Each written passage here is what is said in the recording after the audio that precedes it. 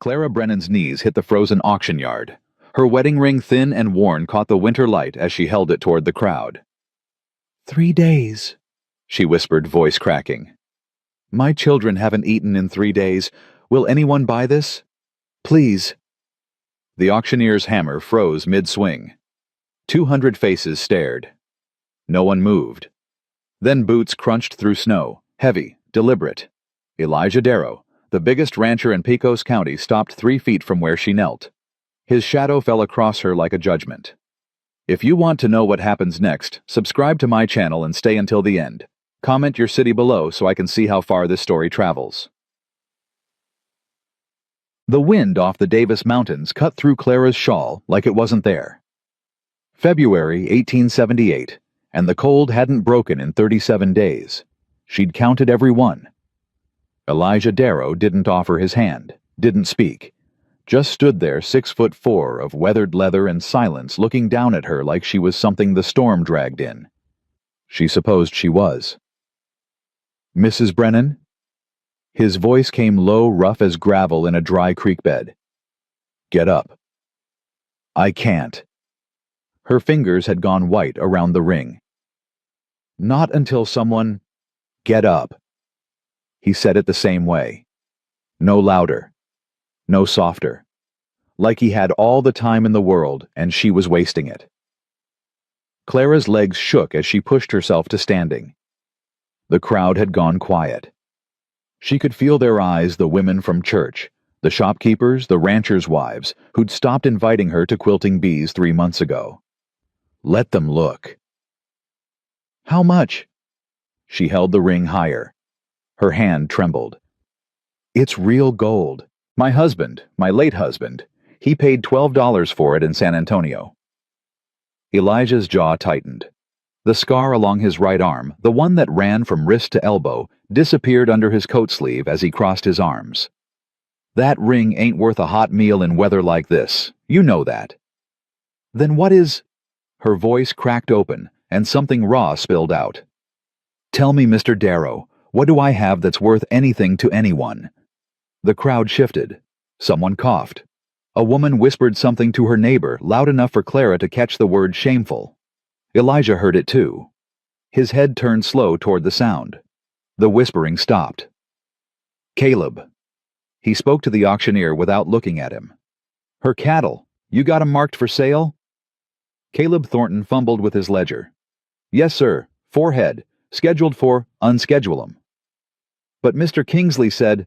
I don't care what Kingsley said. Elijah's voice didn't rise. It didn't need to. Those cattle are unfit, underweight, winter-starved. You sell 'em now, you'll kill 'em, and whoever buys 'em loses money. Mark 'em unfit. Do it today. Caleb's pen scratched across paper. Yes, sir. Clara stared at Elijah. Her throat had closed around something she couldn't swallow. I didn't ask for charity.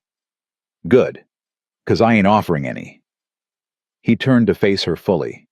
His eyes were gray-pale as the sky before a blizzard. Your cattle need spring grass. Another month, maybe 6 weeks. This buys you time. That's all. Time for what? He didn't answer, just looked past her toward the edge of the crowd where 2 small figures huddled against a hitching post. Tobias, 10 years old, trying to look brave. Emmeline, 7, her face buried in her brother's coat. Clara's heart seized. Toby! Her voice came out steadier than she felt. Take your sister to Mrs. Holloway's store. Wait for me there. The boy's eyes darted to Elijah. Something flickered there, fear maybe, or hope, or both, before he grabbed Emmy's hand and pulled her through the crowd. When Clara turned back, Elijah was already walking away. Mr. Darrow! He stopped. Didn't turn. Why? For a long moment he said nothing. Snow began to fall soft and thick, catching in his hair on his shoulders. Your husband saved my life once. During the Comanche raid back in '71. Pulled me out from under my horse when I couldn't move. He spoke to the falling snow, not to her. I owed him. Now I don't. He walked on. The crowd parted for him like water around a stone. Clara stood alone in the auction yard, her husband's ring still clutched in her frozen fingers. Oh. The mercantile smelled of coffee and dried beans and something else warmth. Clara hadn't felt warm in weeks. Prudence Holloway looked up from behind the counter. 58 years old, silver hair pulled back tight, eyes that had seen everything and judged most of it wanting. "Children are in the back," she said. "Fed 'em soup and bread. They ate like they hadn't seen food in a month." 3 days. Close enough. Prudy set down her pen. "Heard what happened at the auction. The whole town's talking." Clara's cheeks burned. "I imagine they are." Elijah Darrow speaking up for the Brennan widow. Prudy's voice carried no judgment, just fact. "That's news. Bigger news than Marshall Kingsley trying to foreclose on your land." Clara's head snapped up. "How do you know about that?" "Honey, there ain't a soul in this county doesn't know." Prudy moved around the counter, pulled out a chair. "Sit. You look like you're about to fall over." Clara sat. Her legs gave out the moment the chair took her weight. "Marshall came to see me," she said. 8 days ago. Said Samuel owed the bank $1,400. Said if I couldn't pay by April, the land—" Samuel didn't owe Marshall Kingsley a bent nickel. Clara's breath caught. "What?" Prudy leaned against the counter, arms crossed. "My husband Hiram, God rest him, was clerk of courts for 18 years. Kept copies of every document that passed through his hands. Every deed, every note, every contract." She paused. "Including your husband's. Samuel's deed. Signed, witnessed, and notarized. December 1874. Samuel James Brennan and Clara Jane Brennan, joint proprietors. 200 acres section 12 along the Pecos." Prudy's eyes were sharp. No liens, no debts, and no Marshall Kingsley anywhere on it. Clara's hands had started shaking again. "But Marshall showed me a document. It had Samuel's name." "I'm sure it did." Prudy's mouth pressed thin. "Marshall Kingsley's been buying up land along that river for 2 years now. Every widow, every struggling farmer, every family that hits hard times, he swoops in with his bank papers and his foreclosure notices." She shook her head. "Your land sits right where the railroad wants to run their new spur. Water rights alone make it worth $3,000, maybe more." The room tilted. Clara gripped the edge of the chair. "He's trying to steal it. He's been stealing it. From folks who don't know any better, who can't afford lawyers, who don't have 18 years of Hiram Holloway's files sitting in a back room." Prudy straightened. "You, Mrs. Brennan, are not one of those folks. Not anymore." Clara looked toward the back of the store where she could hear Toby's voice, low and serious, explaining something to Emmy. Probably telling her everything would be fine. Probably lying. "Why are you helping me?" Prudy was quiet for a moment. "Hiram asked me to. Before he died. Said Marshall Kingsley was a snake, and someday that snake would bite someone who deserved better." She met Clara's eyes. "I've been waiting 3 years to step on his head." The Brennan homestead sat 2 miles outside town, tucked into a bend of the Pecos, where cottonwoods grew thick along the banks. In summer, it was beautiful. In February, with snow piling against the door and the wind howling through gaps in the walls, it was barely shelter. Clara pushed through the door, Toby and Emmy trailing behind her. The fire had died while they were gone. The cabin was as cold inside as out. "Toby, get the kindling. Emmy, check on the chickens." Both children moved without question. They'd learned these past 8 months not to ask questions when Mama's voice got that edge to it.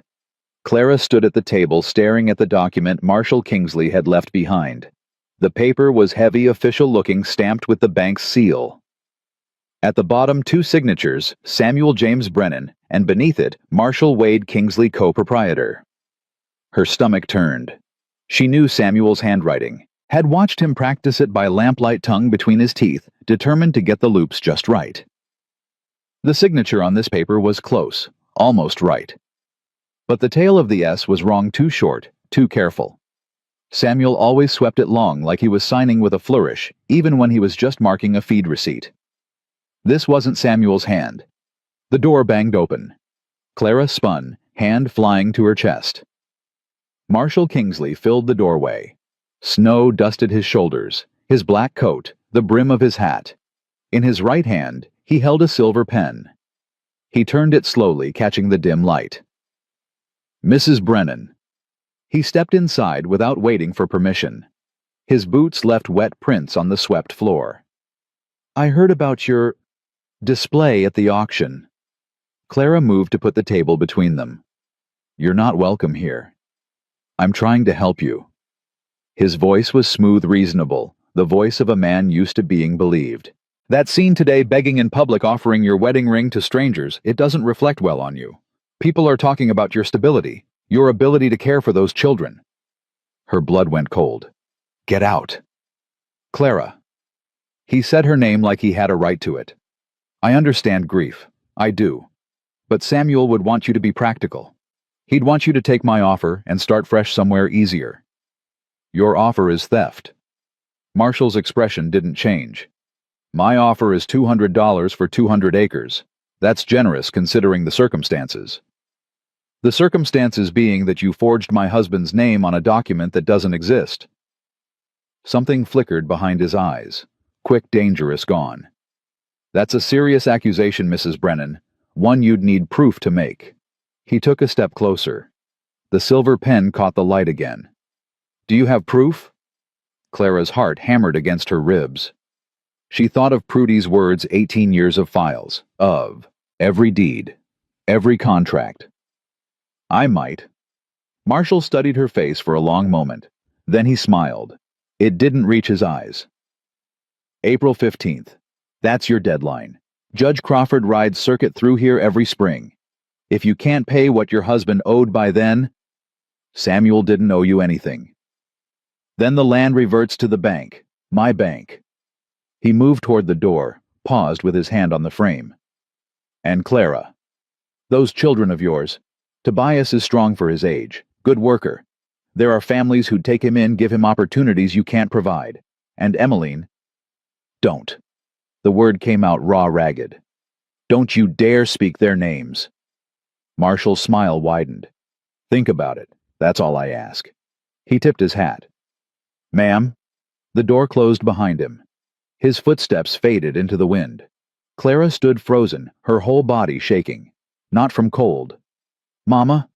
She turned. Toby stood in the doorway to the back room, kindling clutched to his chest.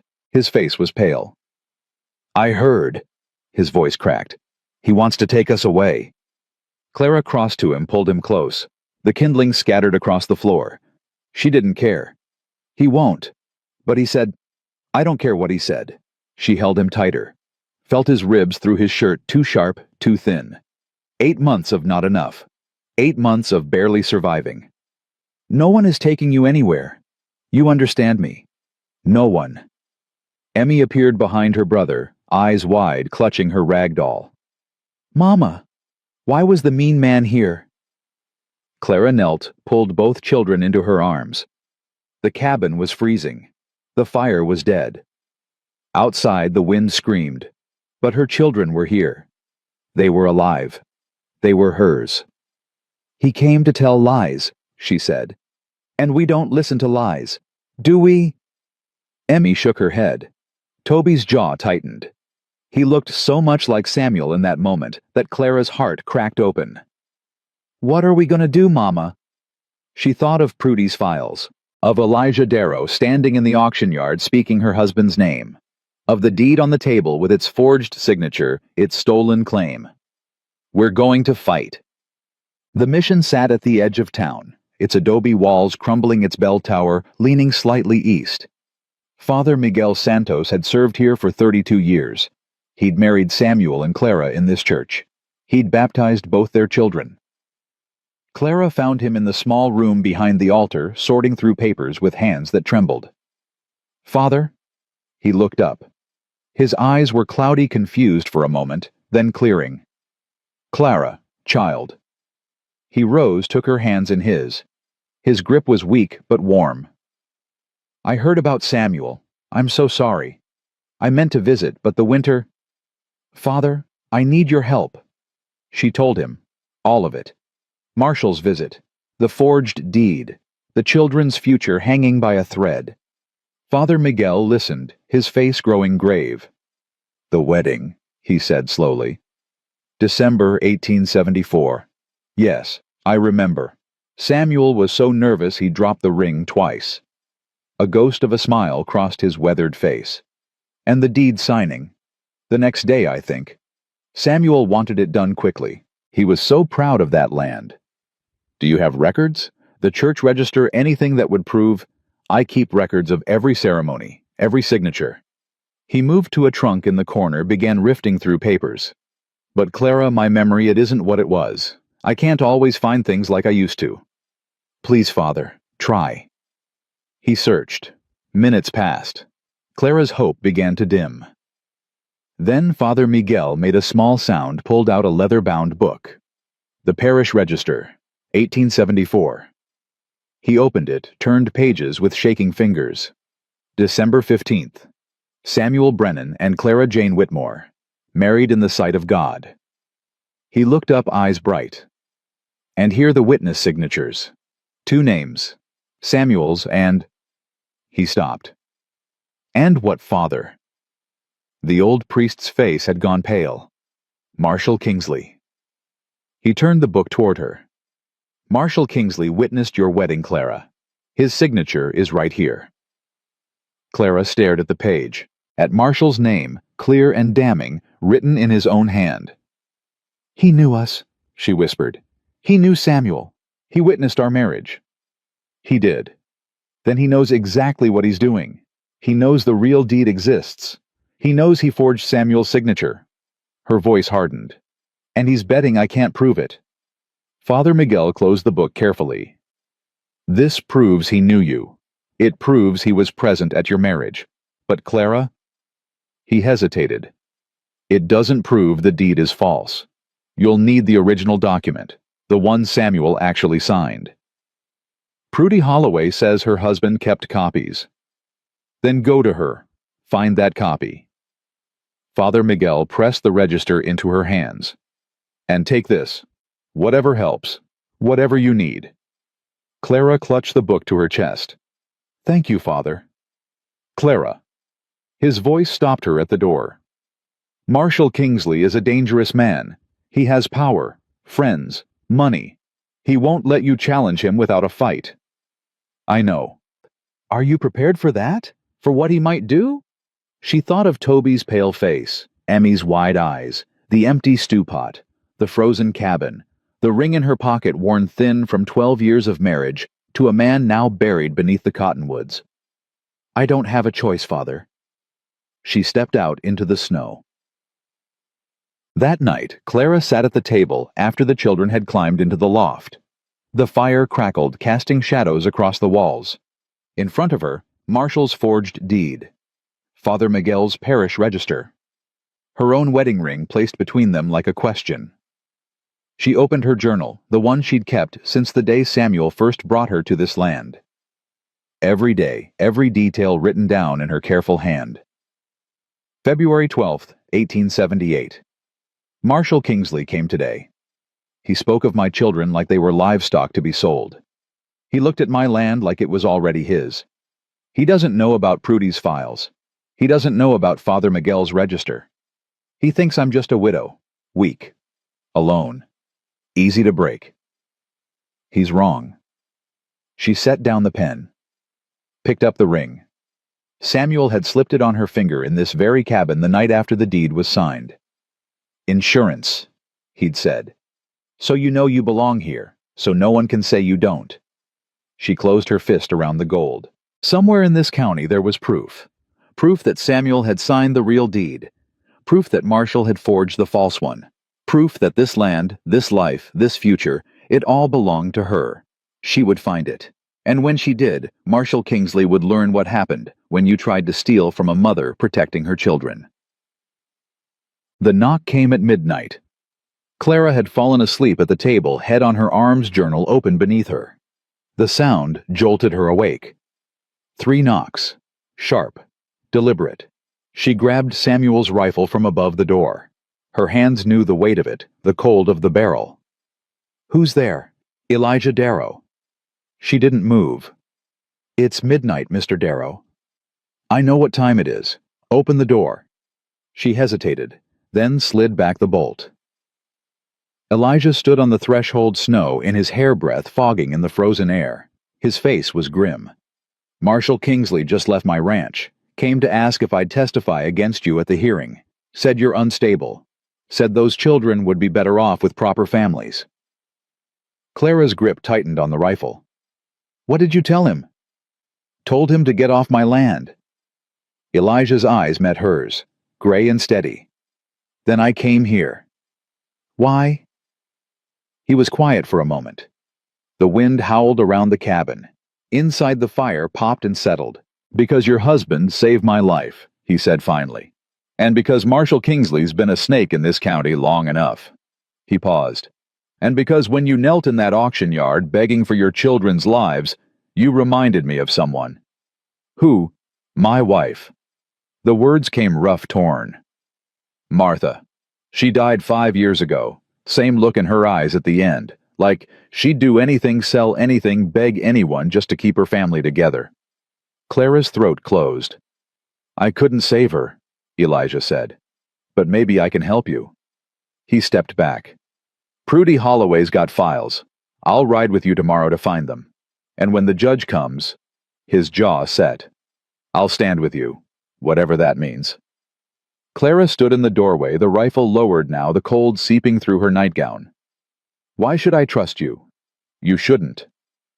Elijah turned toward his horse, waiting patient in the snow.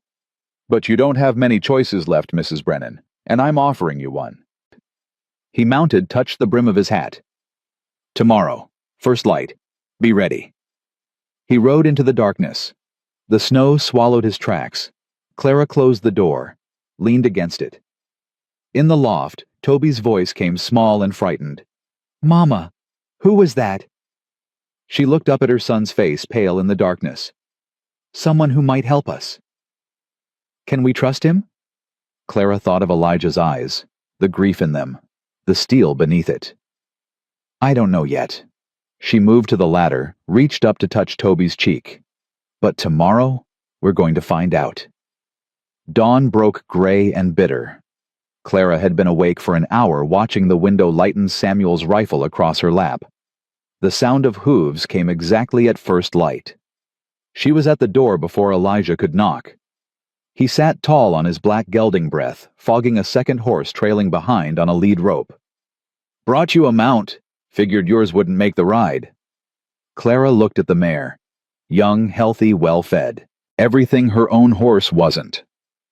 "I can't accept." "You're not accepting anything. It's a loan." He nodded toward the cabin. "Children coming." "They're staying with Father Miguel. I asked him last night."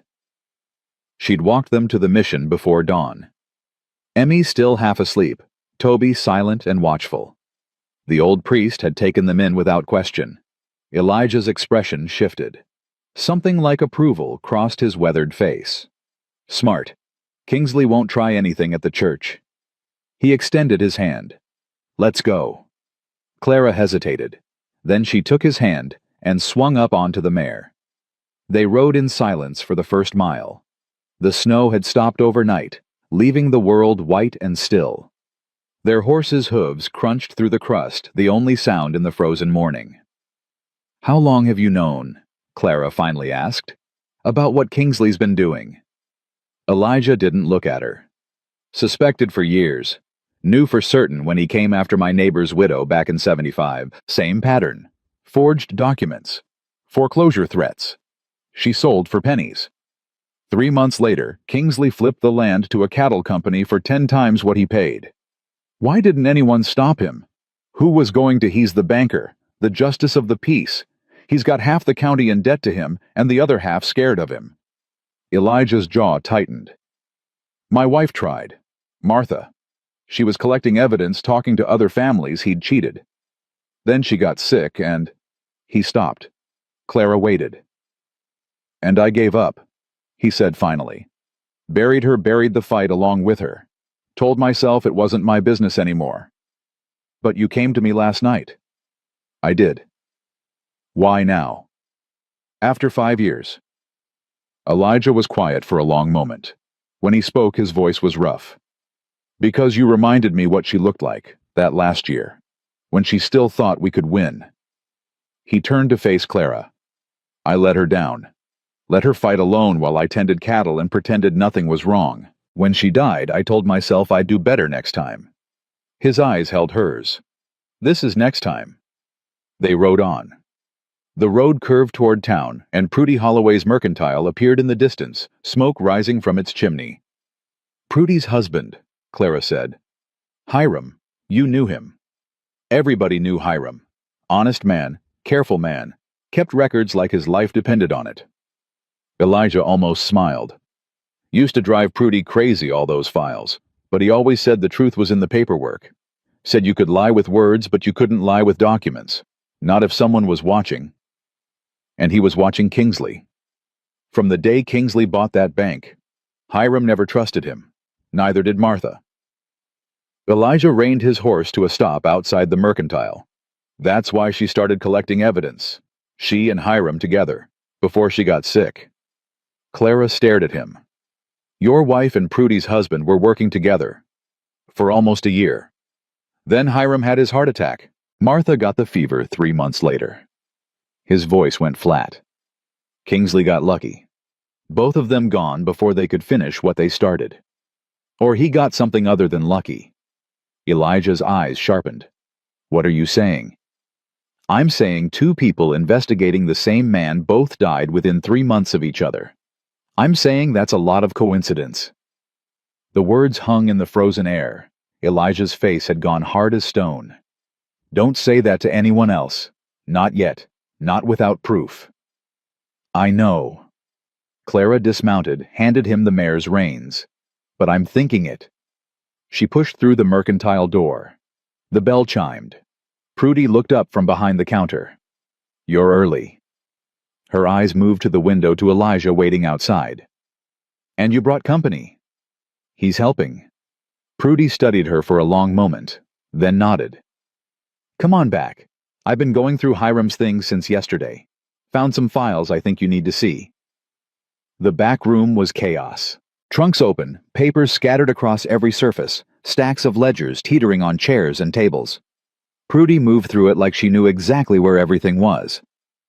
Hiram organized by year, then by name. Everything from his time as clerk. She pulled a thick folder from a trunk. Brennan, Samuel and Clara, December 1874. Clara's hands trembled as she took the folder. Inside, neatly preserved, lay a single document. The deed. 2 signatures at the bottom. Samuel James Brennan, with its familiar flourish, the S sweeping long and confident. And beside it, Clara Jane Brennan, her maiden name Whitmore included in the proprietor line above. No Marshall Kingsley. No co-proprietor clause.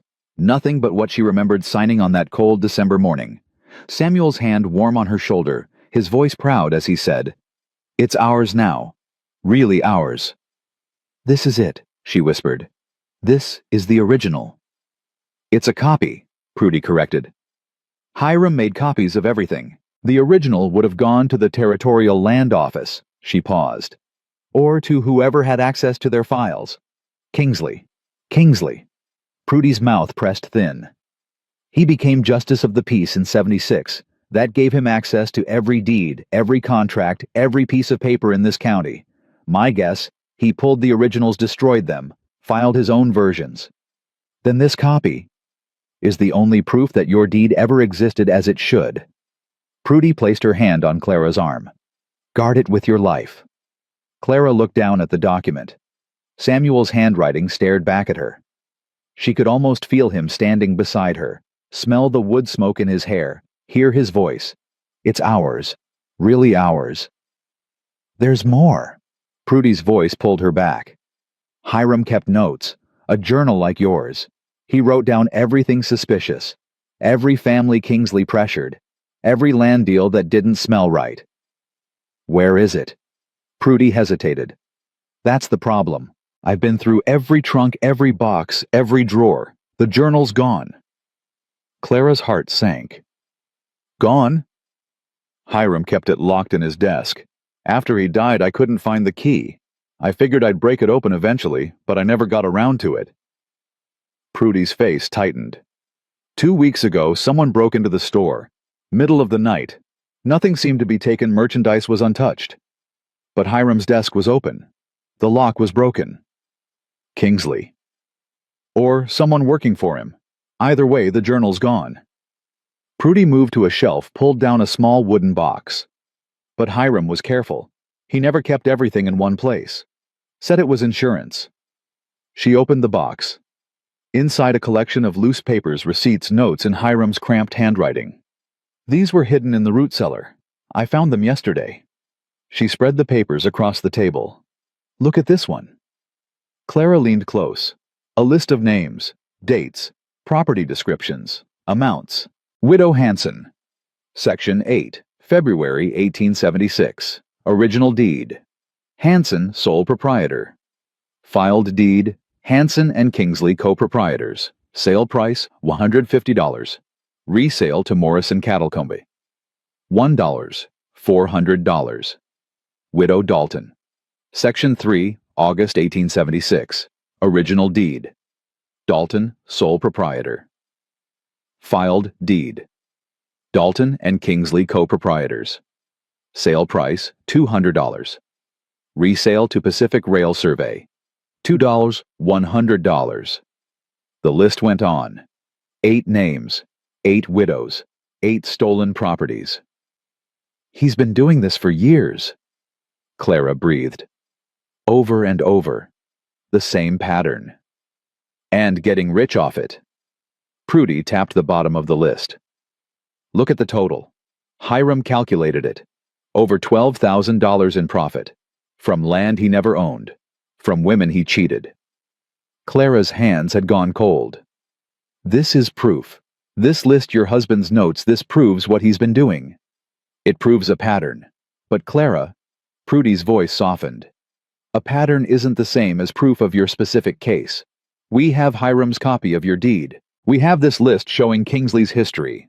But Kingsley will claim the copy is a forgery. He'll say Hiram made a mistake. He'll produce his own version and swear it's the original. Then it's my word against his. Unless we find someone who can testify, someone who saw your deed signed, someone whose word a judge would believe. Clara thought of Father Miguel, his clouded eyes, his trembling hands. Father Miguel witnessed the wedding. He might have witnessed the deed signing too, but his memory isn't what it was. I know. Prudy began gathering the papers back into the box. There's one other person. Someone who was definitely there when deeds got signed, who worked in the land office back in '74. Who? Prudy met her eyes. Edgar Coombs, the clerk. He retired 2 years ago. Lives up near the Davis Mountains now in that cabin by Miller's Creek. I know Edgar. Samuel used to buy horses from his brother. Then you know he's honest, careful, and he hates Marshall Kingsley with every bone in his body. Clara frowned. Why? Because Kingsley fired him 2 years ago, right after Hiram died. Prudy's voice hardened. Edgar started asking questions, started noticing that filed deeds didn't match the copies in his records. Kingsley told him to stop looking. Edgar refused. 3 weeks later he was out of a job. No explanation, no appeal. Clara's pulse quickened. If Edgar has copies of the original deeds, he might. He was as careful as Hiram, maybe more. Prudy handed her the wooden box. Take this, and go find Edgar Coombs. If anyone can help you prove what Kingsley did, it's him. Clara tucked the box under her arm. Prudy, thank you. The older woman's face softened. Just for a moment. Don't thank me yet. We haven't won anything. All we've done is find a few pieces of a puzzle that's been scattered for years. She walked Clara to the back door. Be careful. Kingsley has ears everywhere. If he finds out what you're doing. I know. Do you? Prudy's eyes were fierce. This man has stolen from widows, destroyed families, maybe worse. He's not going to let you take it all away without a fight. Clara thought of her children. Toby's pale face, Emmy's frightened eyes. Neither am I. She pushed through the door into the cold. Elijah was waiting both horses, stamping in the snow. Well, Clara held up the box. We have the deed, the real one, and a list of every other widow he's cheated. She mounted the mare. Now we need to find Edgar Coombs. Elijah's eyebrows rose. The old land clerk. He's half a day's ride from here, into the mountains. Then we'd better start riding. They turned their horses toward the Davis Mountains. The sun climbed higher, pale and cold. Behind them, Clara felt the weight of Kingsley's shadow pressing closer with every passing hour. She didn't look back. The trail into the mountains wound through pine and scrub oak snow, lying thick where the sun couldn't reach. They'd been riding for 4 hours when Elijah finally spoke. "Tell me about your husband." Clara startled. They'd barely exchanged 10 words since leaving town. "What do you want to know?" "Everything." His voice was matter of fact. "If I'm going to stand beside you in court, I need to understand what we're fighting for." She rode in silence for a long moment. The trail narrowed, forcing them single file. "Samuel was a dreamer," she said finally. "Everyone told him that land was worthless, too far from town, too close to Comanche territory, too hard to work." She almost smiled. "He didn't listen. Said he could see what it would become. Said the railroad would come eventually, and when it did, that land would be worth more than gold. He was right. He was right about a lot of things." Her throat tightened. "And wrong about others. He trusted people, believed the best in them even when they didn't deserve it. Even when—" She stopped. Even when Marshall Kingsley offered to buy the land, 2 years ago, before Samuel died." Clara's hands tightened on the reins. "Kingsley came out to the homestead, made a big show of it, said he wanted to help, wanted to take the burden off Samuel's shoulders, offered him $1,000. $1,000 for land worth 3 times that. Samuel knew, turned him down flat, said that land was for his children, said it meant something beyond money." Her voice hardened. "Kingsley didn't take it well, smiled and shook Samuel's hand, but there was something in his eyes, something cold. And then Samuel had his accident, 6 months later. Cattle stampede, his horse went down. By the time we found him—" She couldn't finish. Elijah was quiet for a long moment. When he spoke, his voice was careful. "You don't think it was an accident?" "I don't know what I think." Clara's voice broke. "Some days, I believe it was just bad luck. Wrong place, wrong time. Other days—" She swallowed. "Other days, I remember the way Kingsley looked at him, the way he looked at me at the funeral, like he was already planning how to take everything Samuel left behind." "Did you tell anyone, the sheriff?" "What was I going to say?" "My husband died in a cattle stampede, and I have a feeling about the banker." She shook her head. "No one would have believed me. I barely believe myself." They rode on. The trees grew thicker, blocking out the pale sun. The air turned colder.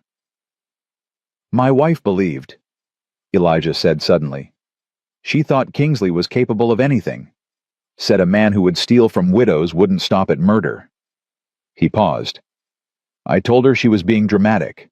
Told her to focus on what we could prove. And now I wonder if she was right. About everything." His jaw tightened. "And I wonder if letting her fight alone is what killed her." Clara had no answer for that. They rode in silence until the cabin appeared through the trees. It was small, rough-hewn smoke rising from a crooked chimney. A man stood in the doorway watching them approach. Tall, thin, white-bearded, with eyes that missed nothing. Edgar Coombs. "Elijah Darrow." His voice was like gravel. "Didn't expect to see you up here." "Edgar." Elijah dismounted. "This is Clara Brennan, Samuel's widow." Edgar's eyes sharpened. "I know who she is. Knew Samuel too. Good man. Honest man." He looked at Clara. "I was sorry to hear what happened to him." "Thank you." "I was even sorrier to hear what Kingsley's trying to do to you." He stepped back from the doorway. "Come inside. Coffee's hot, and we've got a lot to talk about." The cabin was sparse but warm. Edgar poured coffee into tin cups, handed them over without ceremony. "I've been expecting you," he said. "Word travels even up here. Heard about the auction. Heard about Kingsley's foreclosure notice."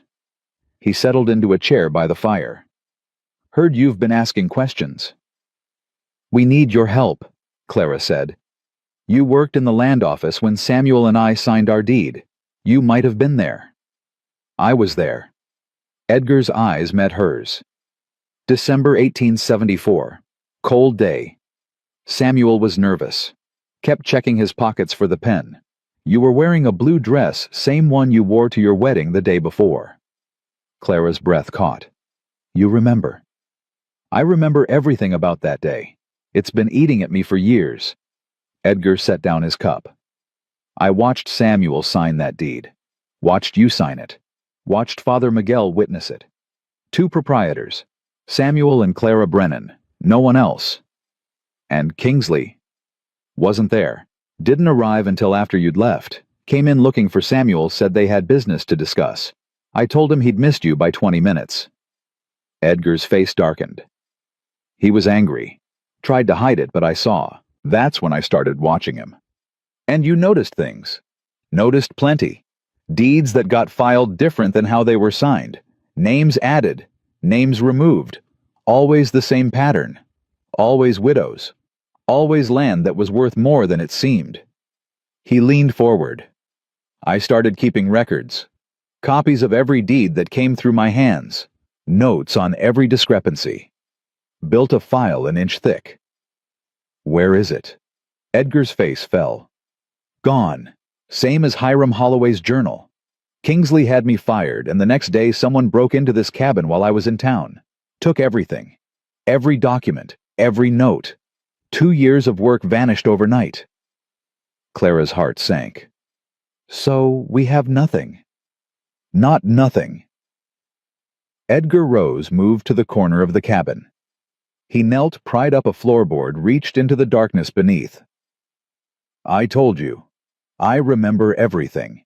And I learned from Hiram. Never keep everything in one place." He pulled out a metal box rusted at the corners.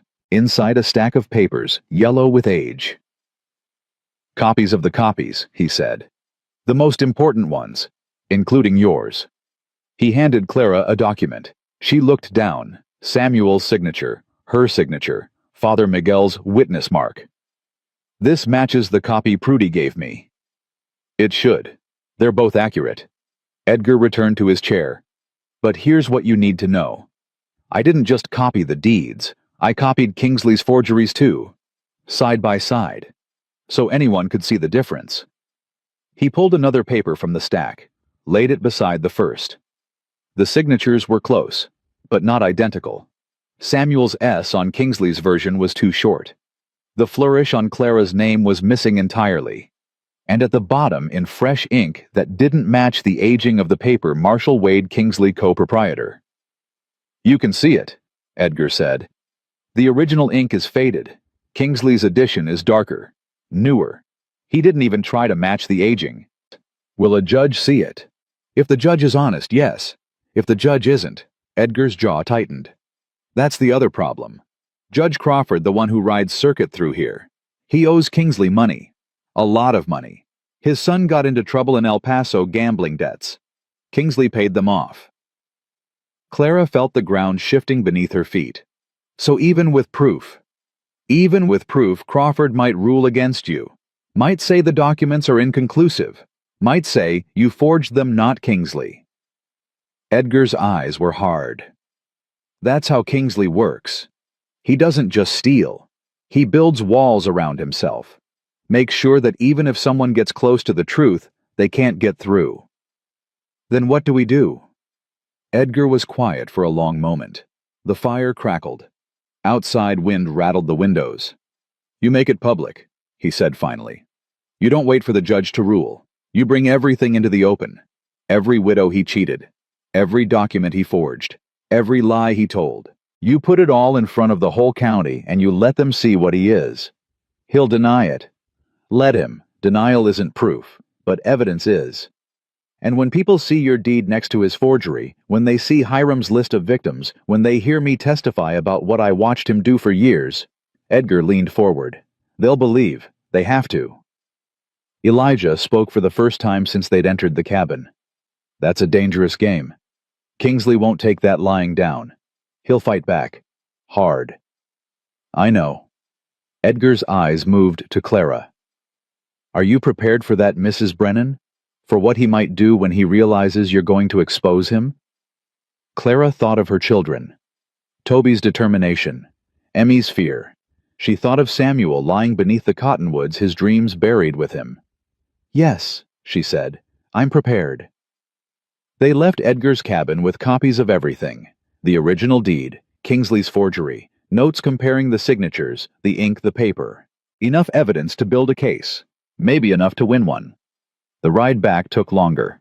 The sun set behind the mountains, turning the sky red and gold. By the time they reached the valley, stars were beginning to appear. We should stop, Elijah said. Rest the horses. Continue at first light. I need to get back to my children. They're safe with Father Miguel. You won't do them any good if you ride your horse into the ground. He nodded toward a stand of trees ahead. There's a line cabin there. Old, but it's got a roof and a fireplace. We can shelter for a few hours. Clara hesitated, then nodded. The cabin was small, barely more than 4 walls and a hearth. But Elijah built a fire, and the warmth seeped into Clara's bones. She sat on the floor, her back against the wall. Edgar's documents spread before her. Elijah settled across from her feeding sticks into the flames. You should sleep, he said. Can't. She picked up Kingsley's forged deed, held it to the firelight. I keep thinking about what Edgar said, about Judge Crawford, about how Kingsley's built walls around himself. Walls can be broken. Can they? She set the paper down. He's been doing this for years, stealing from people who couldn't fight back, and no one stopped him. No one even tried. Hiram tried. Martha tried. Elijah's voice was quiet. They both died before they could finish. Clara looked at him across the fire. His face was half in shadow, the scar on his arm visible where his sleeve had ridden up. You think he killed them? It wasn't a question. Elijah was silent for a long moment. I think Hiram had a heart attack 3 days after he confronted Kingsley about the forged deeds. I think Martha got sick 6 weeks after she started collecting evidence. I think both of them were healthy before they started asking questions and dead before they could finish. But you can't prove it. No. His jaw tightened. I can't prove any of it. Just like I can't prove what happened to Samuel. Just like I can't prove that every time someone gets close to exposing Kingsley, something convenient happens. Clara wrapped her arms around her knees. The fire crackled. Why are you helping me? She asked. Really, not because of Samuel, not because of your wife. Why? Elijah didn't answer immediately. He stared into the flames, his face unreadable. Because I'm tired, he said finally. Tired of watching him win. Tired of knowing the truth and doing nothing about it. He looked at her. And because when I saw you in that auction yard on your knees begging strangers to buy your ring so your children could eat. He stopped. His voice had gone rough. I saw Martha. I saw every widow he's ever cheated. I saw everyone who ever trusted the wrong person and lost everything because of it. He leaned forward. And I decided I was done being tired, done watching, done letting him win. Clara held his gaze. The firelight danced between them. Thank you, she said. Don't thank me yet. He rose, moved toward the door. Get some sleep. We've got a long fight ahead. She lay down on the rough floor, her coat beneath her head. Through the window, stars burned cold and bright. Tomorrow, she would return to her children. Tomorrow, she would begin gathering allies, building her case, preparing for the hearing. But tonight in this cabin in the mountains, she allowed herself one moment of something that felt almost like hope. They reached town just after dawn. The mercantile was already open smoke rising from its chimney. But something was wrong. A crowd had gathered outside, voices raised, movement. Clara kicked her horse forward. Elijah followed. She pushed through the crowd and her blood went cold. The front window was shattered. Glass scattered across the snow. Inside, shelves had been overturned. Merchandise lay scattered across the floor. And on the wall painted in red letters, a foot high. Some questions are better left unasked. Prudy Holloway stood in the center of the destruction broom in hand, face pale but composed. "He came last night," she said, her voice carrying to the crowd. "Someone did. Didn't see who. Just heard the crash and came running." She met Clara's eyes. "They took everything from the back room. Every document, every file, every piece of paper Hiram ever kept." Clara's heart stopped. The deed, the list. Prudy's jaw tightened. "Gone. All of it. Whatever you took yesterday, that's all that's left." The crowd murmured. Clara felt their eyes on her, accusing, curious, afraid. "Mrs. Brennan." A voice cut through the noise. She turned. Marshal Kingsley stood at the edge of the crowd, flanked by Deputy Colt Jessup. His face was arranged in careful concern. "I heard about this terrible vandalism. So distressing." He moved closer, his silver pen catching the morning light. "I hope you're not involved in whatever mischief prompted this." Clara's hands curled into fists. "You know exactly who's responsible." "I'm sure I don't know what you mean." His smile didn't waver. "But I should mention Judge Crawford arrived last night, early for the circuit. He's expressed interest in moving up your hearing. Says he wants to resolve these property disputes quickly." He paused. "Less uncertainty for everyone involved." Clara's blood pounded in her ears. "When?" "3 days from now. Sunday. After church." Kingsley tipped his hat. "I'd suggest you spend that time getting your affairs in order, Mrs. Brennan. These things rarely go well for people who make unfounded accusations." He turned and walked away. The crowd parted for him. Clara stood in the snow, surrounded by broken glass and spilled flour, feeling the walls closing in. 3 days. She had 3 days to save everything that mattered, and somewhere in this town, her children were waiting, trusting her to protect them. She clutched Edgar's documents against her chest. It wasn't over. Not yet. Clara ran. Through the crowd past the shattered glass toward the mission at the edge of town. Her boots slipped on the icy street. She didn't slow down. Father Miguel met her at the door, his face grave. "They're safe," he said before she could speak. "Both of them. Asleep in the back room." Clara's knees nearly buckled. She braced herself against the doorframe, gasping. "Someone came here last night," Father Miguel continued. "Knocked on the door around midnight, asked if I was sheltering the Brennan children." "Who?" "I didn't recognize the voice. When I opened the door, no one was there." The old priest's hands trembled as he touched her arm. "Clara, what's happening?" She told him. The break-in at Prudy's. The stolen documents. Kingsley's visit. The hearing moved up to Sunday. Father Miguel crossed himself. 3 days. That's not enough time. It has to be. Clara moved past him toward the back room. She needed to see her children. Needed to touch them, hold them, know they were real and safe, and here. Toby was awake when she pushed through the door. He sat up on the narrow cot, eyes alert, body tense. "Mama, what's wrong?" "Nothing." The lie came automatically. "Everything's fine." "You're crying." Was she? Clara touched her face. Her fingers came away wet. She crossed to the cot, pulled Toby into her arms. He was stiff at first, then softened, his thin arms wrapping around her. "Something happened," he said against her shoulder. "I can tell." Yes. She couldn't lie to him, not anymore. "Something happened, but we're going to be okay." "How do you know?" Clara pulled back, looked into her son's face. Samuel's eyes stared back at her. Samuel's jaw.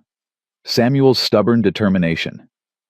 "Because I won't let anything hurt you. Either of you." She glanced at Emmy, still sleeping on the other cot, her rag doll clutched to her chest. "No matter what happens, I will keep you safe." "Uncle Marshall." "He's not your uncle. He's nothing to us." Clara's voice hardened. "And he's not going to win." Toby studied her face.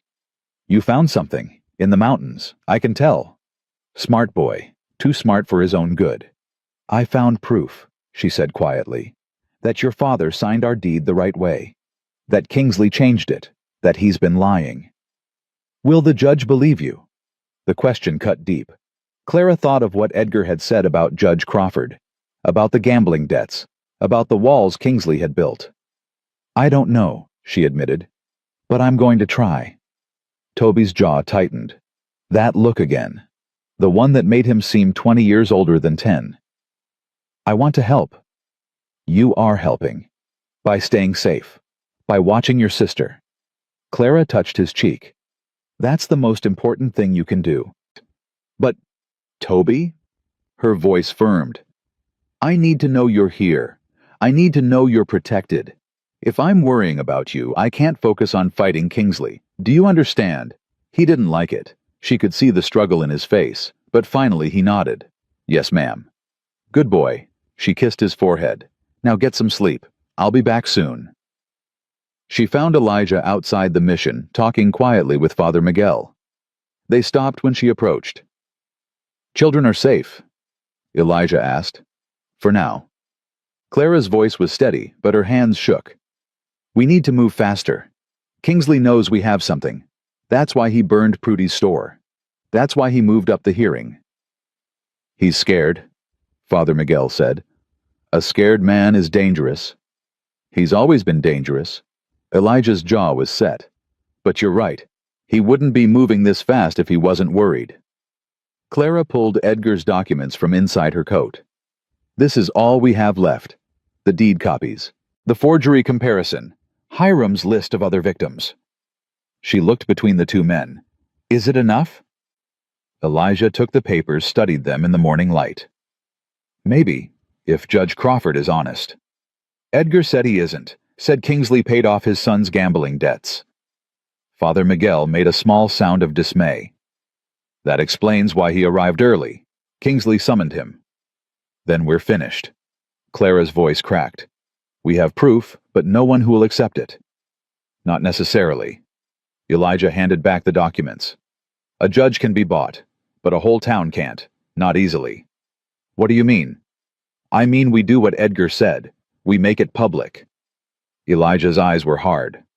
"We don't wait for Crawford to rule in some private chamber. We demand an open hearing, in front of everyone. Make Kingsley answer our accusations where the whole county can hear." "He'll never agree to that." "He might not have a choice. Texas law says property disputes can be heard publicly if either party requests it. It's meant to prevent corruption."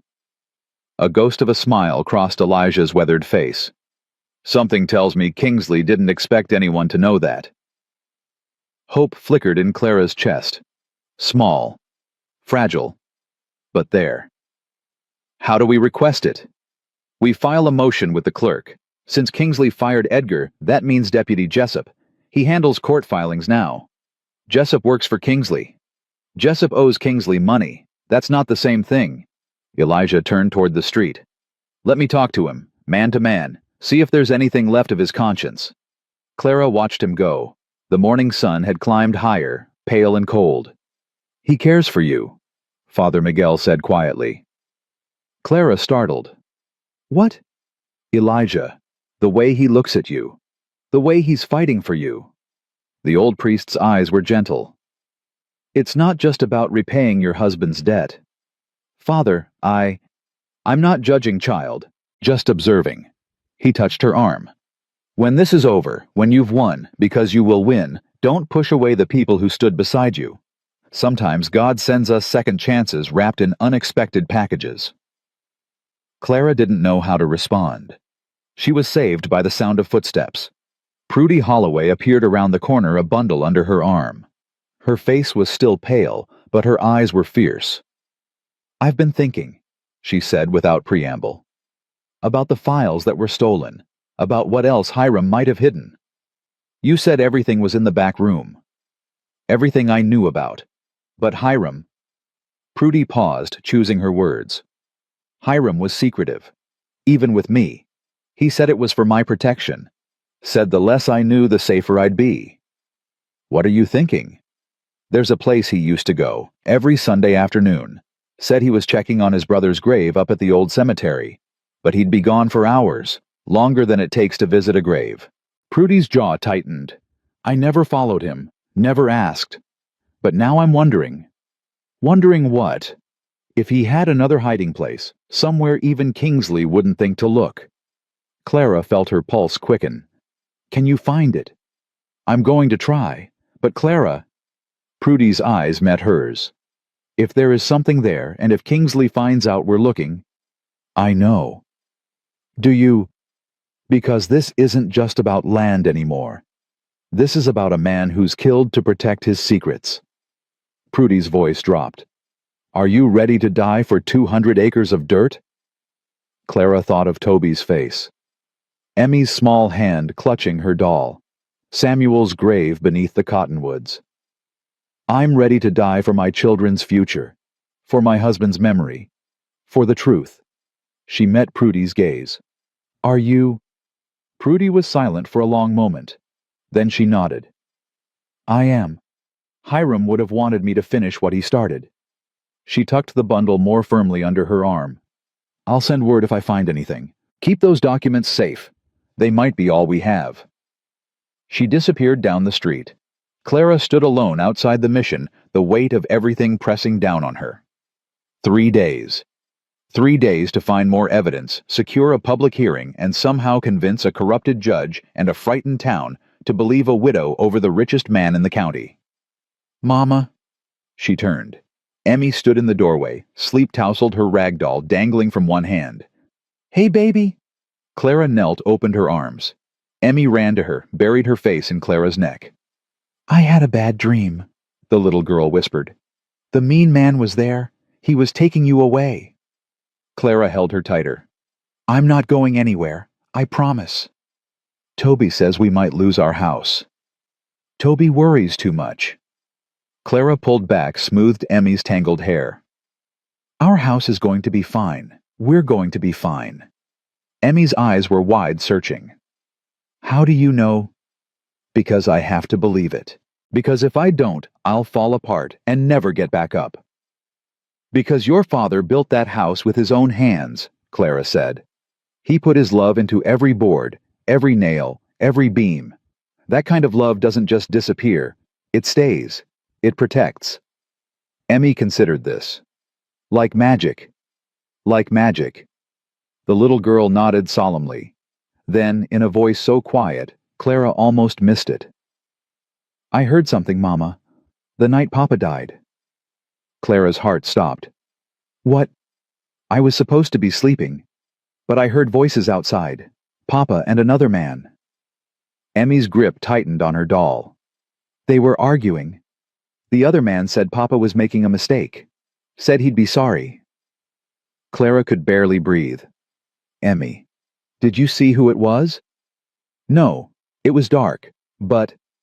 The little girl hesitated. He had a shiny thing on his coat, like a star. A star. A badge. Deputy Jessup. Clara's blood went cold. Baby, have you told anyone else about this? Emmy shook her head. I was scared, and then Papa was gone, and I didn't want to make you sad. Clara pulled her daughter close, her mind racing. Emmy had heard something that connected Kingsley's deputy to Samuel the night before he died.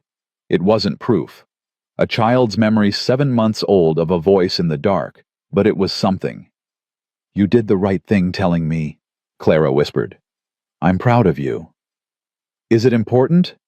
It might be. Very important. Clara stood, took Emmy's hand. Let's go inside. Okay. Stay with Father Miguel. I need to talk to someone. She found Elijah at the deputy's office. He emerged as she approached, his face grim. Jessup refused.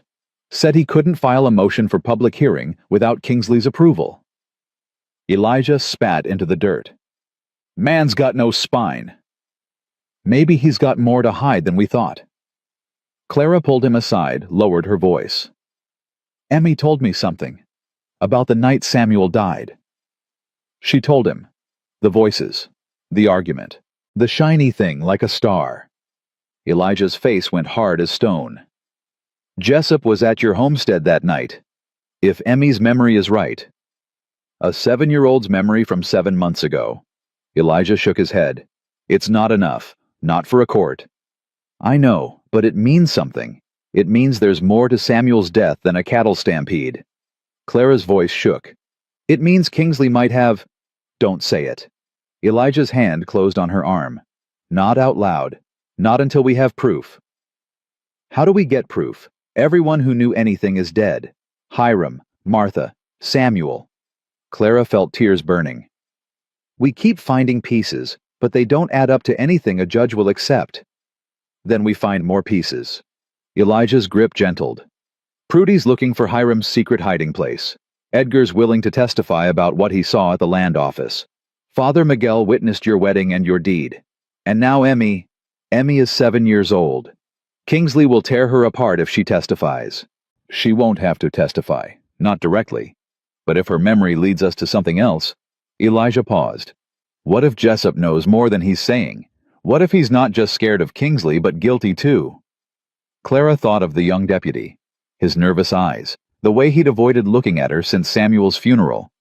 You think he was involved? I think a man doesn't refuse a simple filing motion unless he's got something to lose. Elijah's eyes met hers. I think we need to have a different kind of conversation with Deputy Jessup. One that doesn't happen in his office. What are you suggesting? I'm suggesting we find out what he knows, what he's hiding, and we give him a choice, help us, or go down with Kingsley when this all comes out. Clara hesitated. It felt like a line she shouldn't cross. But then she thought of Emmy's whispered confession, of Samuel lying dead in the grass, of everything Kingsley had taken was still trying to take. How do we find him alone? He drinks at the saloon most nights, gets sloppy when he's had too much. Elijah's mouth twisted. Tonight, after dark. I'll keep him talking while you slip in. He won't expect you. And if he won't talk, then we make sure he knows exactly what we'll tell Judge Crawford if he doesn't. Elijah's voice was flat. Sometimes the only way to fight a snake is to become one yourself, just for a moment. Clara thought of what she'd told Toby, about not becoming what you fight against, about doing things the right way. But the right way wasn't working.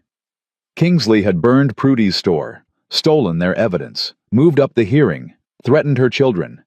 Maybe the right way was whatever kept her family alive. Tonight, she said, after dark. The saloon stank of whiskey and tobacco.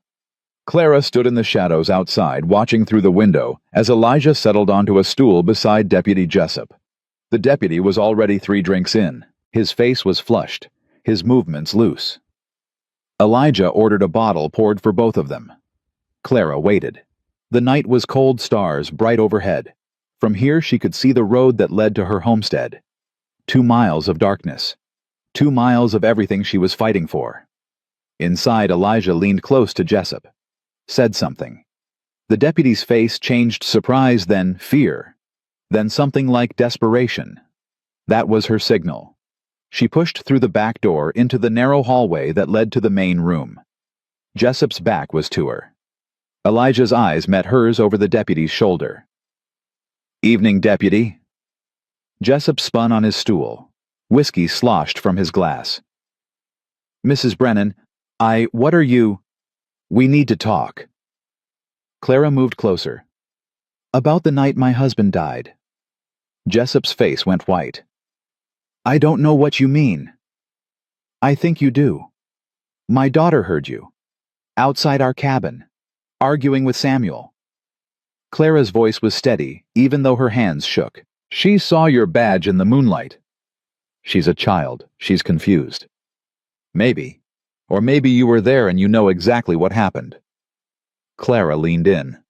What did Kingsley send you to do that night? Deputy threaten Samuel, scare him into selling. I didn't, it wasn't... Jessup's eyes darted to Elijah, then back to Clara. You don't understand. Then explain it to me. I can't. Can't or won't. Jessup's hand shook as he lifted his glass, drained it.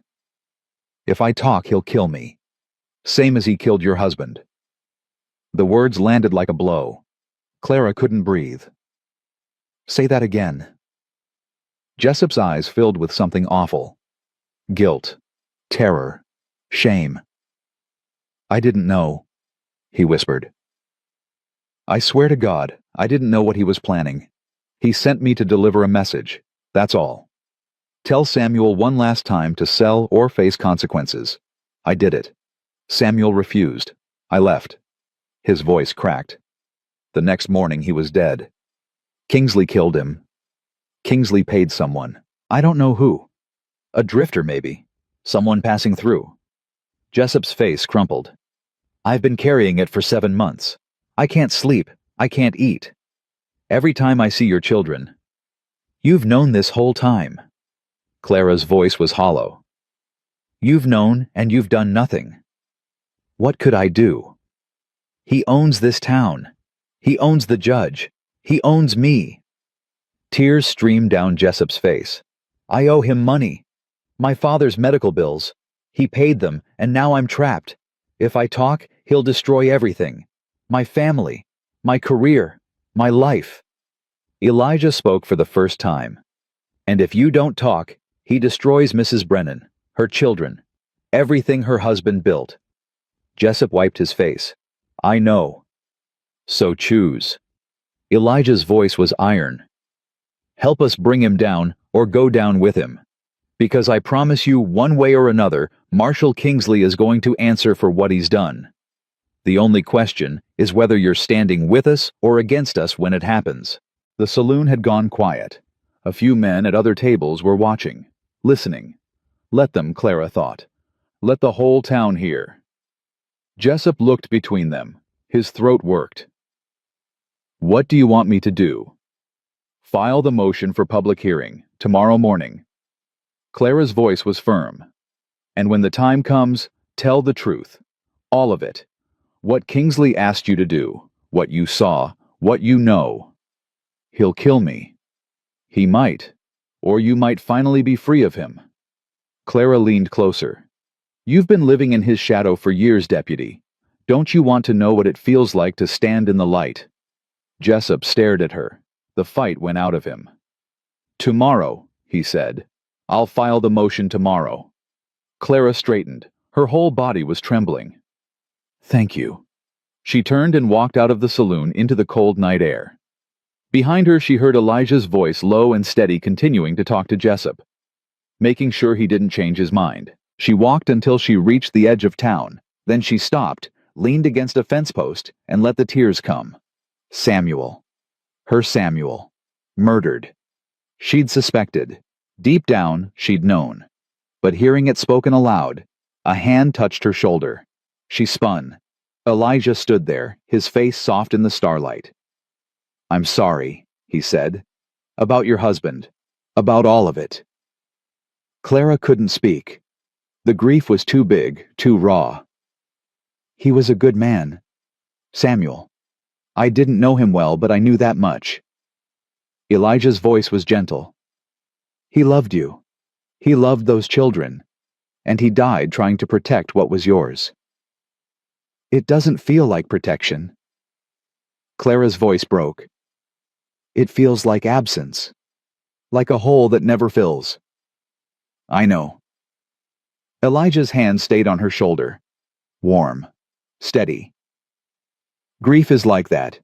It doesn't get smaller. You just learn to build around it. She looked up at him. His eyes were dark, full of something she recognized. He'd lost someone too. He understood. What do we do now? We prepare. Jessup will file the motion. The hearing will be public. And when Sunday comes... Elijah's jaw tightened. We tell the truth. All of it. And we pray that's enough.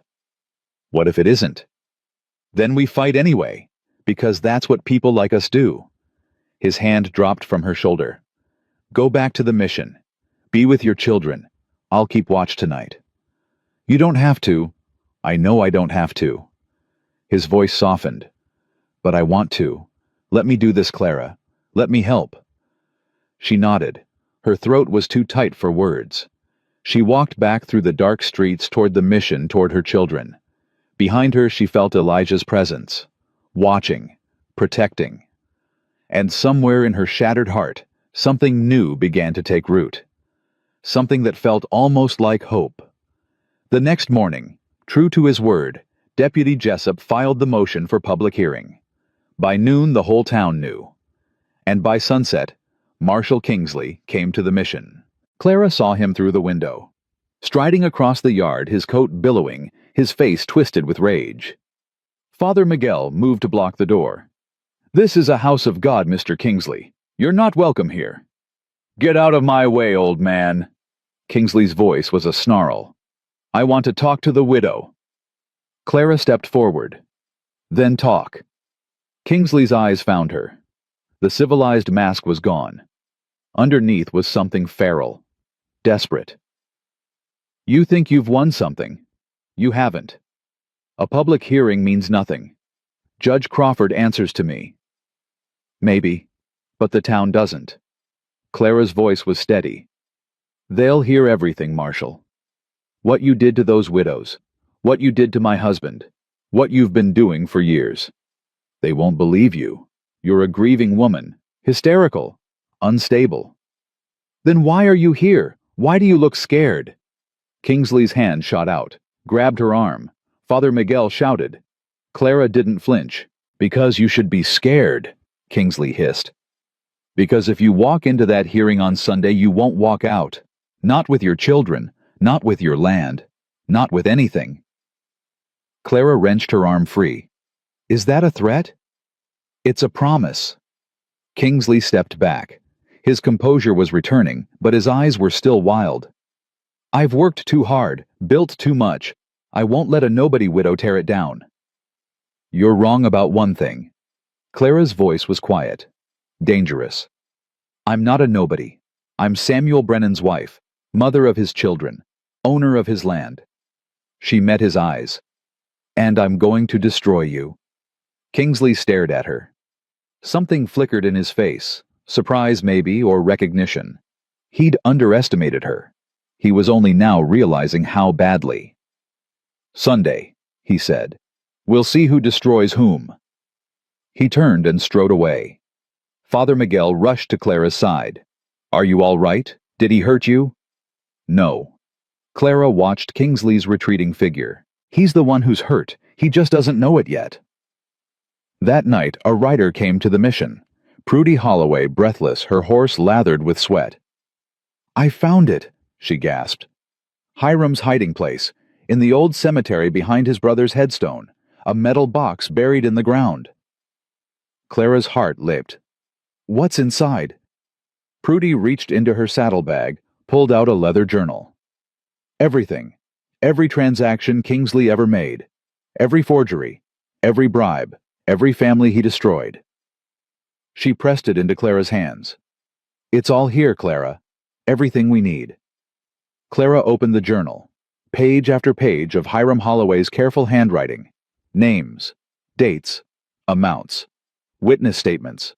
A complete record of Marshal Kingsley's crimes compiled over years of patient secret work.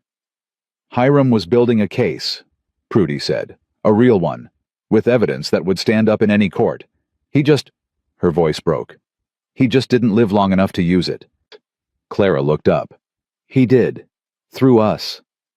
She closed the journal. "This is it, Prudy. This is how we win." Prudy's eyes were bright with tears. "Then let's finish what he started." Clara held the journal against her chest. 2 days until Sunday. 2 days until the hearing that would decide everything. But for the first time since Samuel's death, she felt ready. Ready to fight.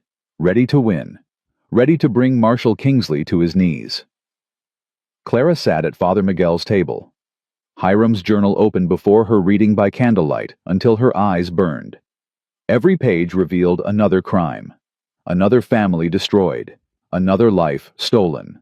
The widow Hanson lost her farm in February 1876. Her husband had been dead 3 weeks when Kingsley showed up with forged documents. She'd sold for $150. Kingsley resold to a cattle company for $1,400. The widow Dalton, August of the same year. Same pattern, same lies, same theft dressed up in legal language. 8 families in total, 8 widows, 8 stolen futures. And at the bottom of the last page in Hiram's careful script, Samuel Brennan refused to sell. October 1877.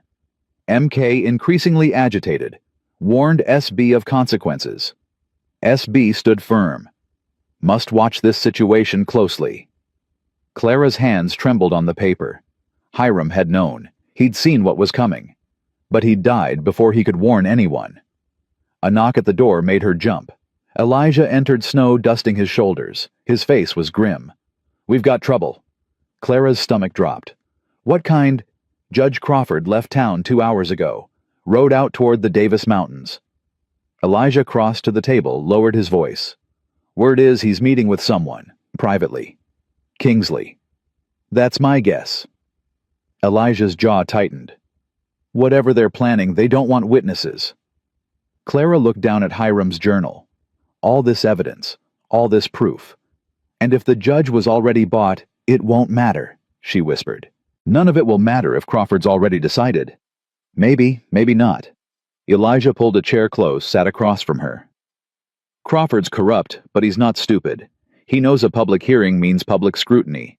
If we present evidence he can't explain away, he'll have to rule in your favor or risk his own neck. And if he doesn't care about his neck, then we make sure the whole county knows what he did, and we appeal to the territorial court in Austin." Elijah's eyes held hers. "This isn't over, Clara. Not by a long shot." She wanted to believe him. God, she wanted to believe. "My children are asleep in the next room," she said quietly. "Tomorrow they'll watch their mother stand in front of the whole town and accuse the most powerful man in the county of murder, of theft, of everything." Her voice cracked. "What if I fail them?" Elijah reached across the table. His hand covered hers. Rough, warm, steady. "You won't. You don't know that. I know you." His voice softened. "I've watched you these past days. Watched you fight when anyone else would have given up.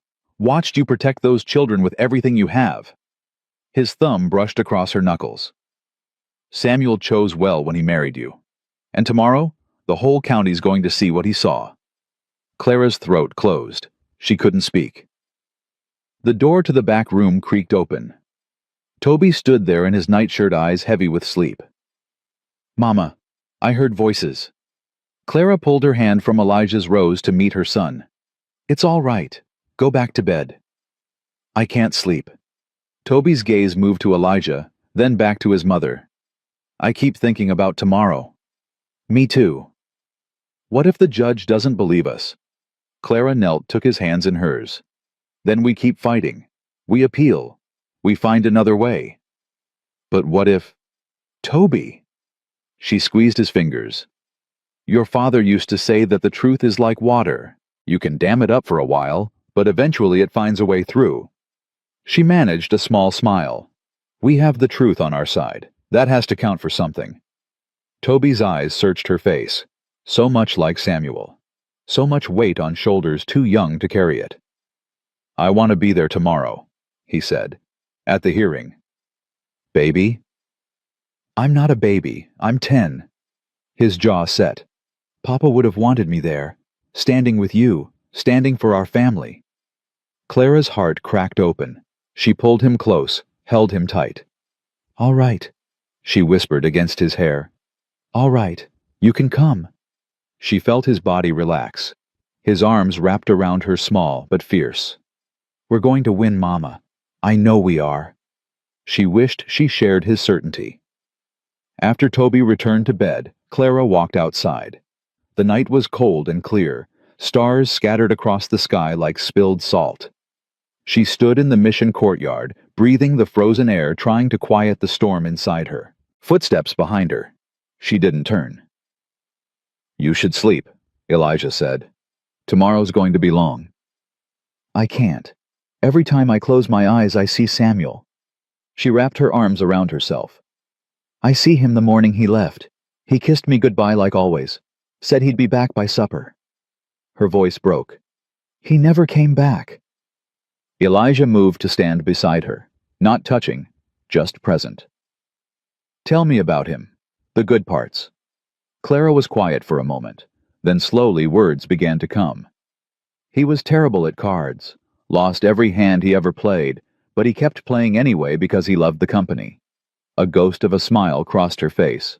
"He sang off key, loudly, usually at the worst possible moments. The children used to beg him to stop. Did he? Never. Said music was meant to be shared even if it wasn't pretty. Clara's smile faded. He built our cabin with his own hands. Took him 2 years. Every night he'd come in covered with sawdust, exhausted, but so proud. He'd show me what he'd done that day, a window frame, a door hinge, a shelf for my books. Her throat tightened. He made that place for us, for our family, and now Kingsley wants to take it. He won't. You keep saying that. Because I believe it. Elijah turned to face her. The starlight caught the silver in his hair, the lines around his eyes. I've spent 5 years running from a fight I should have had. 5 years telling myself it wasn't my business, wasn't my place. His voice roughened. I'm not running anymore. Clara looked at him, really looked. The grief in his eyes, the steel beneath it. The way he stood like a man who'd finally found something worth standing for. Why me? She asked. Of all the people Kingsley's hurt, why fight for me? Elijah was quiet for a long moment. When he spoke, his voice was barely above a whisper. Because you remind me of everything I lost, and everything I still want. He took a breath. Because Martha would have loved you, would have called you brave and stubborn and right. Another breath. Because when I look at you, Clara, I see someone worth fighting beside, worth fighting for. Clara's heart hammered against her ribs. She should step back, should put distance between them. Samuel had been gone barely 7 months. It was too soon, too fast, too everything. But she didn't step back. Elijah. You don't have to say anything. He held up a hand. I'm not asking for anything. Not now. Not yet. His eyes held hers. I just wanted you to know. Whatever happens tomorrow, whatever comes after, you're not alone. You won't ever be alone again. Clara felt tears spilling down her cheeks. She didn't try to stop them. Thank you, she whispered, for everything. Elijah nodded. Then slowly, deliberately, he reached out and wiped a tear from her cheek with his thumb.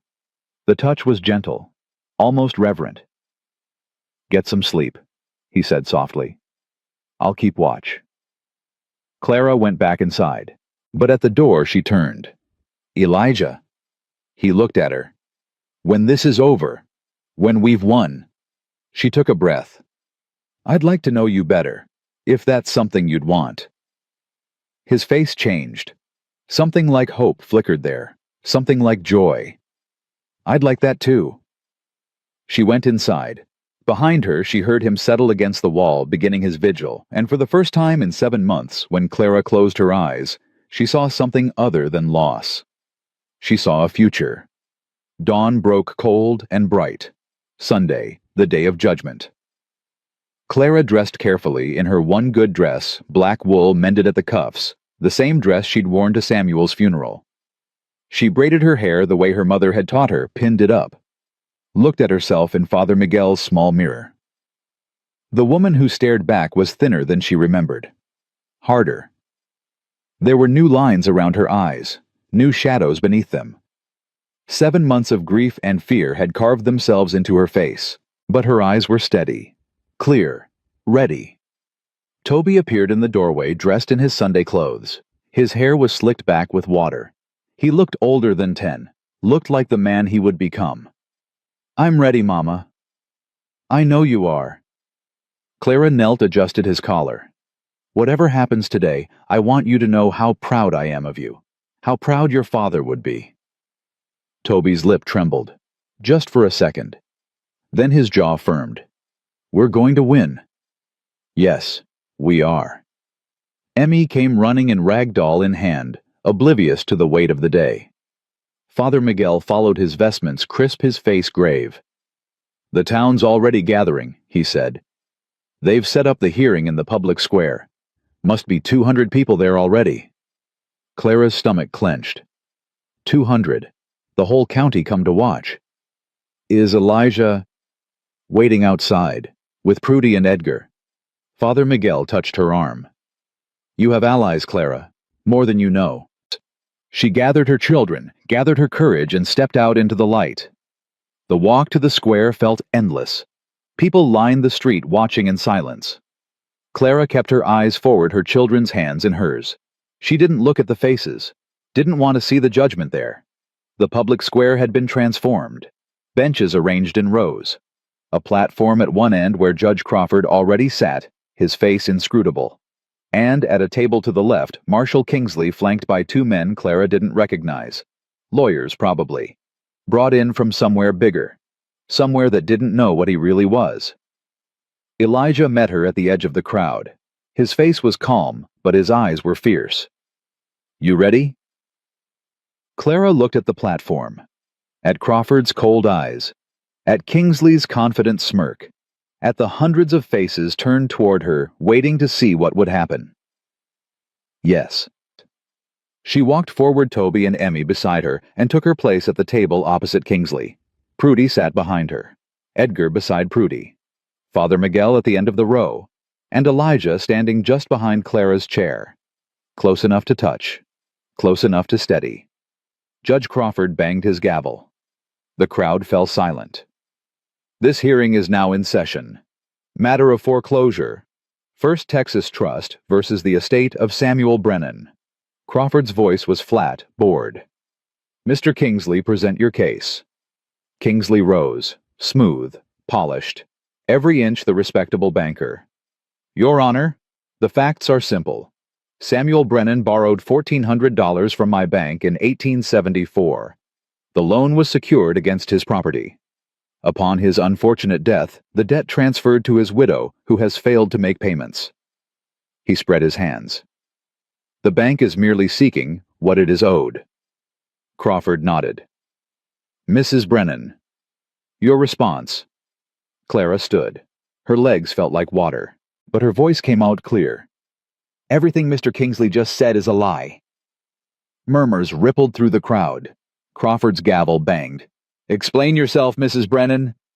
"My husband never borrowed money from Mr. Kingsley's bank. The debt Mr. Kingsley claims doesn't exist." Clara reached into her satchel, pulled out the documents.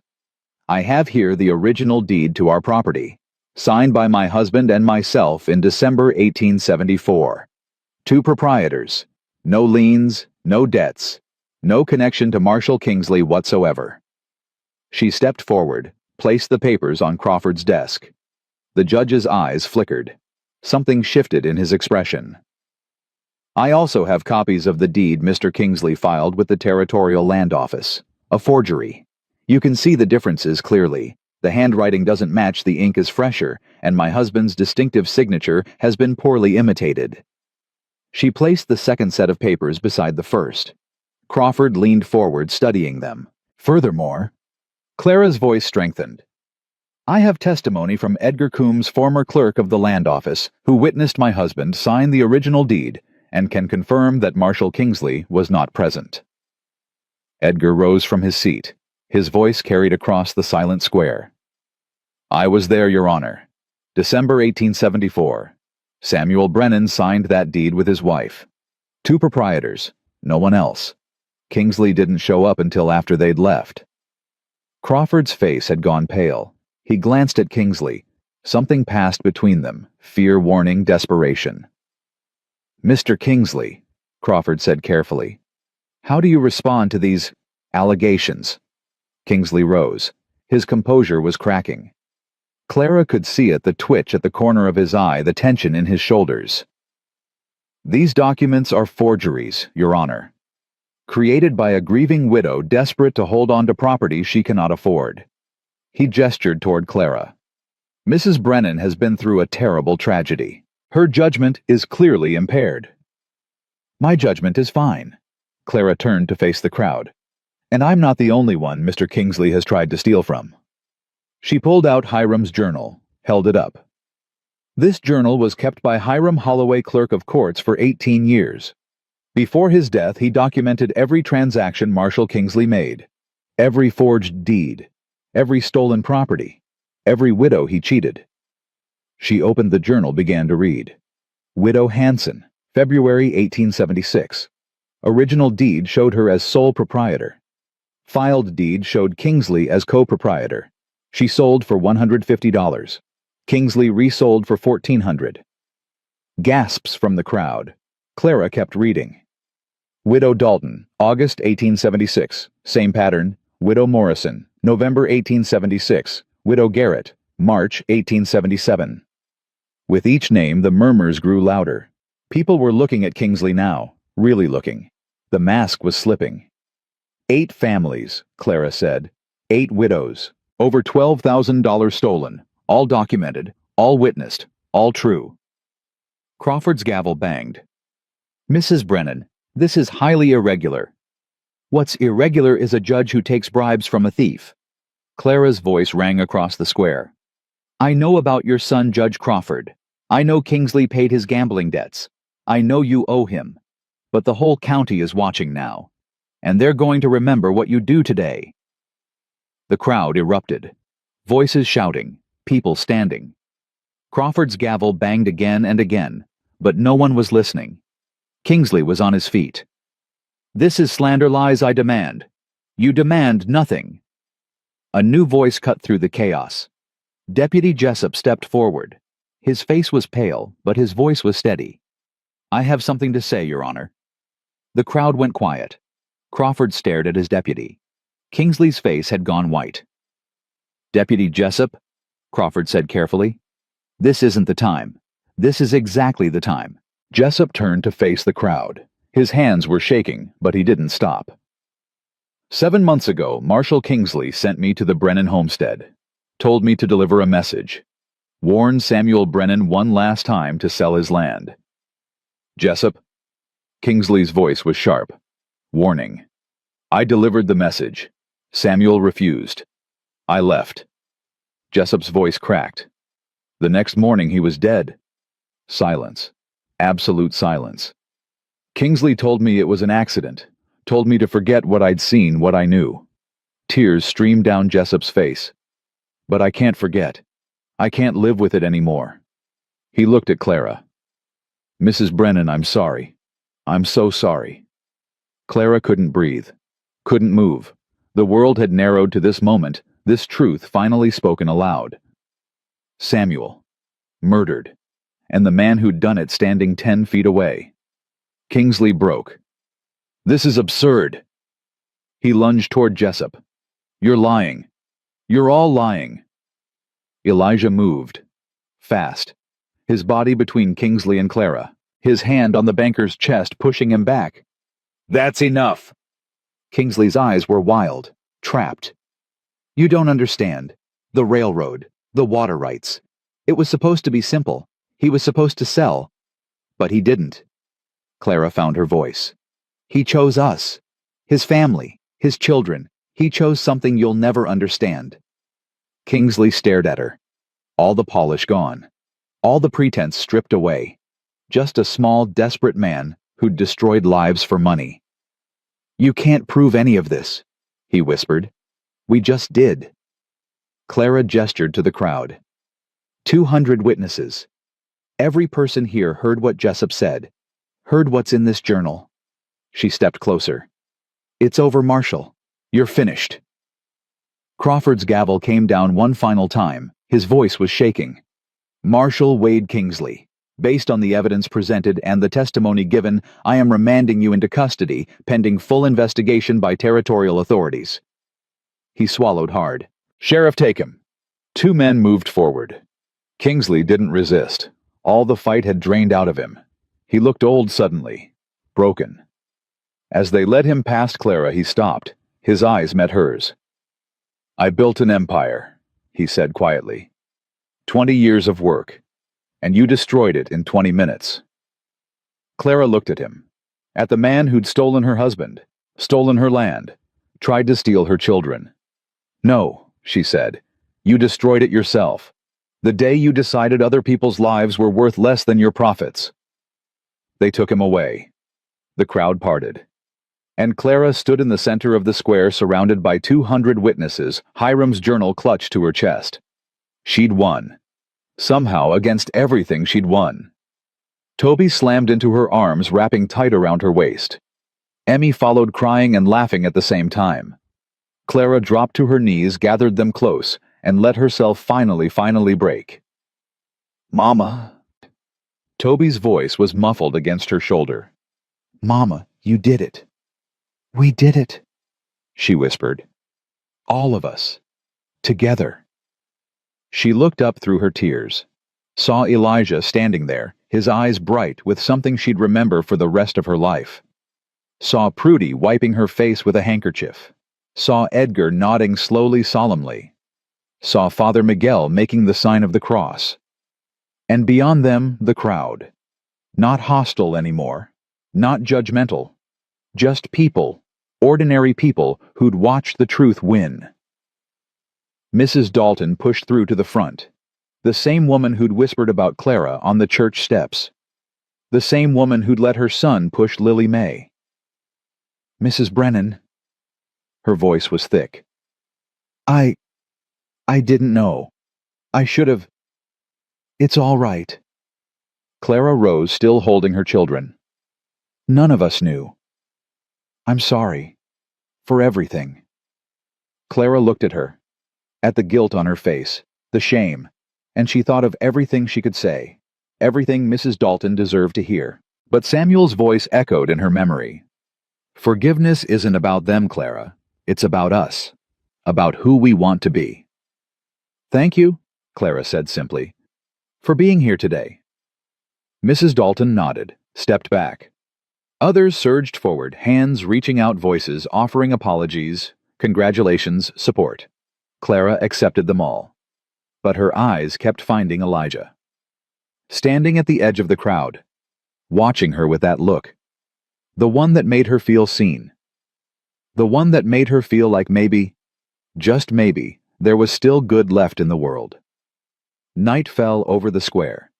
The crowd dispersed slowly, reluctantly, as if they didn't want the story to end. Clara sat on a bench, her children asleep on either side of her, their heads on her shoulders. Elijah approached, sat down beside them, said nothing for a long while. "It's over," Clara finally said. "The hard part is." He looked at her. "What comes next won't be easy. Rebuilding. Healing. Learning to live without looking over your shoulder." "I know. You won't be alone, though." His voice was quiet, steady. "If you want company." Clara looked at him, at this man who'd stood beside her when everyone else turned away, who'd fought for her when he had nothing to gain, who'd looked at her and seen something worth saving. "I'd like that," she said. "Company." Elijah's face softened. He reached over, gently, brushed a strand of hair from her forehead. "Then you'll have it. For as long as you want." She leaned against him, just slightly, just enough. And for the first time in 7 months, Clara Brennan felt something she'd almost forgotten existed. Peace. 3 weeks had passed since the hearing. The snow had begun to melt, revealing patches of brown earth, stubborn grass pushing through where the frost had retreated. Clara stood at the window of her cabin, watching the sun climb over the hills. Her cabin. Still hers. Finally, truly hers. The territorial marshal had come and gone, taking Kingsley to Austin for trial. The evidence was overwhelming: Hiram's journal, Edgar's testimony, Jessup's confession. They said he'd hang. Clara didn't know how to feel about that. Justice maybe, closure perhaps, but nothing would bring Samuel back. "Mama," Toby's voice came from behind her. "Mr. Darrow's wagon is coming up the road." Clara's heart lifted. She smoothed her hair, caught herself doing it, smiled. "Well, don't just stand there. Go help him with whatever he's brought." Toby ran out, Emmy at his heels. Clara watched them go. These children who'd been through so much, who'd stood beside her when the world turned against them. They were stronger now, different. But still, children still capable of joy. She met Elijah at the door. He carried a bundle of lumber over one shoulder, a sack of nails in his free hand. "Porch rail's sagging," he said by way of greeting. "Noticed it last week. Figured I'd fix it before it collapses and drops someone in the mud." "You don't have to." "I know." His eyes met hers, warm, steady. "I want to." He'd been coming every few days since the hearing. Always with a reason, a loose board, a leaky shingle, a fence post that needed replacing. Never asking for anything. Never pushing. Just present. Clara had stopped protesting. Had started looking forward to the sound of his wagon on the road. "Coffee's hot," she said. "When you're ready." Elijah set down the lumber, straightened. "I could use a cup first, if you're offering." They sat at the kitchen table, the same table where Clara had pored over Hiram's journal, where she'd planned her fight against Kingsley. It felt different now, lighter. "Railroad surveyor came by yesterday," Elijah said. "Asked about the easement." Clara nodded. "They offered $800 for the right-of-way across the eastern section. You going to take it?" "I'm thinking about it." She wrapped her hands around her cup. "Samuel always said the railroad would come. Said when it did this land would be worth something. Turns out he was right." "He usually was, from what I hear." Clara smiled. It didn't hurt as much anymore remembering. "He was wrong about plenty of things. But the important stuff, family land, what matters, he got that right." Elijah was quiet for a moment. Then, "I've been thinking." "Dangerous habit." "So I'm told." He set down his cup. "About what comes next. For you. For the children." He paused. "For me." Clara's breath caught. "And what have you decided?" "That I'm tired of my empty house. Tired of eating alone, sleeping alone, waking up to silence." His eyes found hers. "That I'd like to stop visiting and start staying. If you'd have me." The words hung in the air between them. Clara felt her heart racing. "Elijah, I'm not trying to replace Samuel. I know what he meant to you. I know what you had together." His voice roughened. "But Martha's been gone 5 years. Samuel's been gone 8 months. We've both buried people we loved. Maybe it's time to start building something new." Clara thought of Samuel, of the life they'd made together, of the dreams they'd shared, the ones that ended with him lying dead in a field. And she thought of Elijah, of his steady presence, his quiet strength, the way he looked at her like she was something worth fighting for. "The children," she said slowly. "They'd have to agree. They'd have to want this. I know. And if they don't, I'll understand." Elijah reached across the table, took her hand. "But I've seen how they look at me, Clara. Toby asking about cattle brands. Emmy showing me her drawings. They're not afraid of me. And I think maybe they're starting to see me as something more than just a neighbor." Clara squeezed his fingers. "They lost their father. They need time." "I'll give them all the time they need. I'm not going anywhere." His thumb brushed across her knuckles. "Unless you want me to." "No." The word came out before she could stop it. "No, I don't want you to go." Elijah's face softened. Something like hope flickered there. Something like joy. "Then I'll stay." They sat in silence, hands linked across the table. Outside, Clara could hear Toby and Emmy laughing, the sound of their voices carrying through the open window. "We should tell them," she said finally. "Together. See what they think."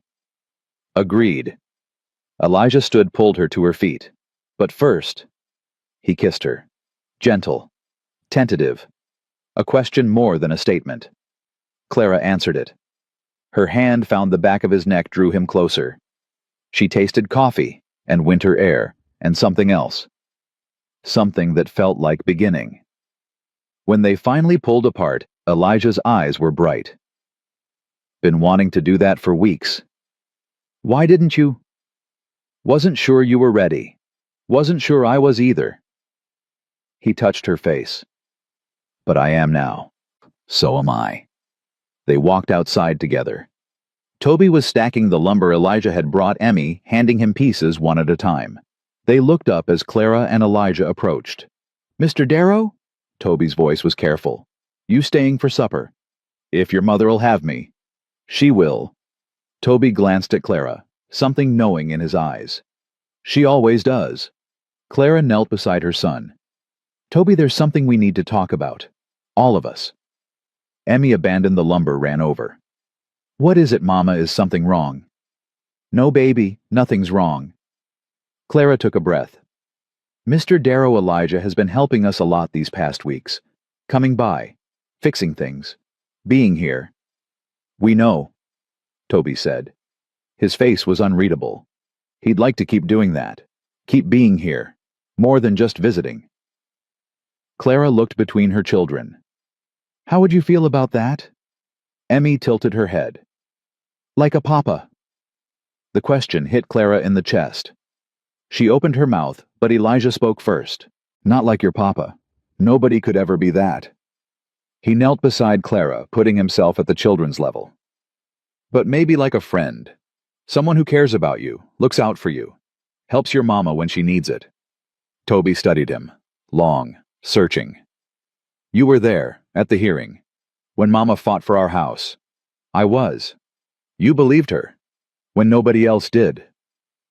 I did. Why? Elijah didn't hesitate. Because your father saved my life once, and because your mother reminded me what courage looks like, and because... He glanced at Clara, then back to Toby. Because some things are worth fighting for. Your family is one of them. Toby was quiet.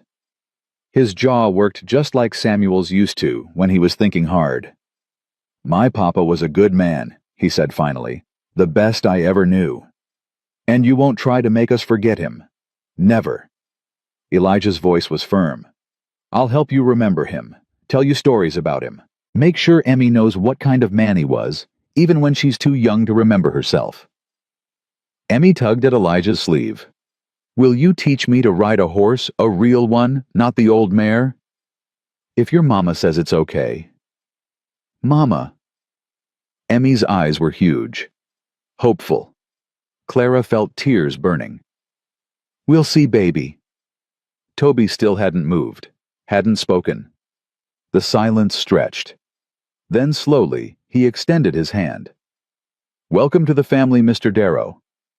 Elijah took it, shook it like he was shaking hands with a man, not a boy. Thank you, Toby. I'll try to be worthy of it. Clara gathered all three of them into her arms. Elijah surprised at first, then relaxing into it. Emmy giggling. Toby stiff for a moment, before softening his thin arms wrapping around them. They stood like that for a long time. 4 people broken in different ways, finding something whole. The railroad easement sold for $800. Clara put most of it away for the children's future schooling maybe, or land of their own when they were grown. The rest she used to rebuild. New shutters for the cabin. A proper chicken coop. Seed for spring planting. Elijah moved his things over in stages.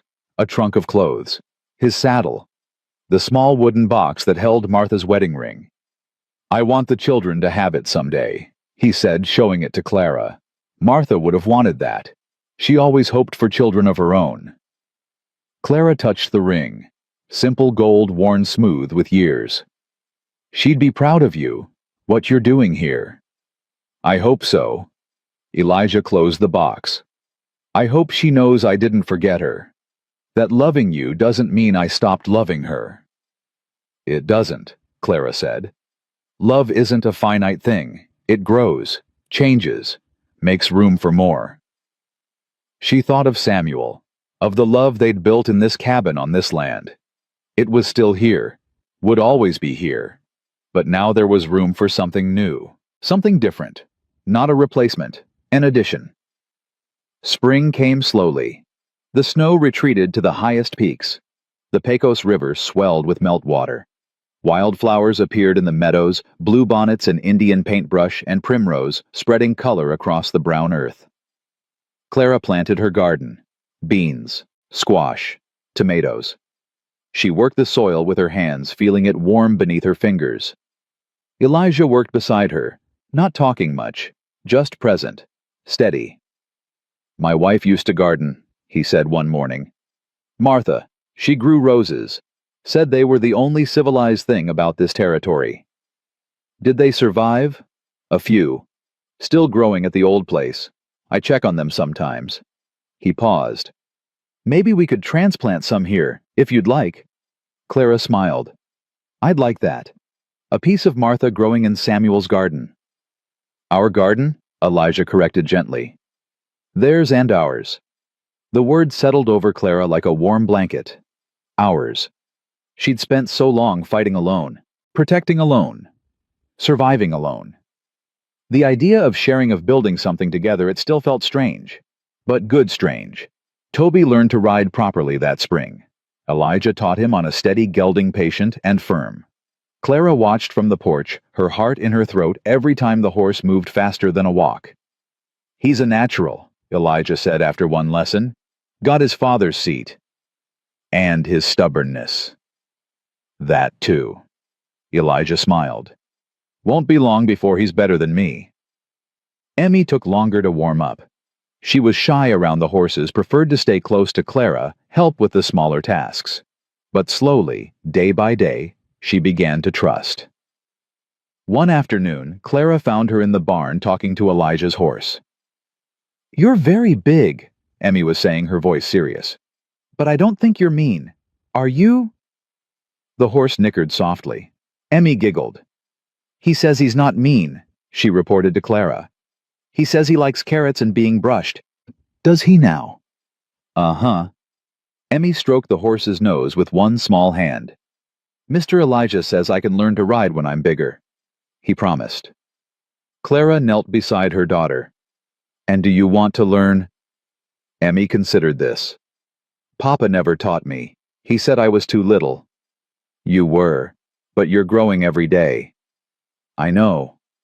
Emmy's face grew serious. Mama, is it okay that I like Mr. Elijah? Clara's heart clenched. Of course it is, baby. Why wouldn't it be? Because of Papa. I don't want Papa to be sad.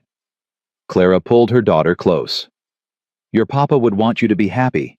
He'd want you to have people who love you and take care of you. She kissed Emmy's hair. Loving Mr. Elijah doesn't mean you love Papa any less. There's room in your heart for both of them. Emmy thought about this. Like how I love you and Toby both. Exactly like that. Okay. Emmy nodded, satisfied. Then I think it's okay. She ran off to find Toby, leaving Clara alone in the barn. The horse watched her with soft eyes. Thank you, Clara said to the empty air. To Samuel, wherever he was. Thank you for giving me them. For giving me this. The wind stirred the hay. For just a moment she could almost feel him there, watching, approving. Then the moment passed and she was alone again. But not lonely, not anymore. Summer brought the trial. Clara traveled to Austin with Elijah, leaving the children with Prudy. 3 days in the territorial court, watching Marshal Kingsley finally face justice. He looked smaller somehow, diminished. The man who'd terrorized a county, destroyed families, murdered without consequence. He sat in the defendant's box like a deflated balloon. Clara testified. Told the whole story from the beginning. The forged deed. The threats. The break-in at Prudy's. The night Samuel died. The jury listened. 12 men, their faces unreadable.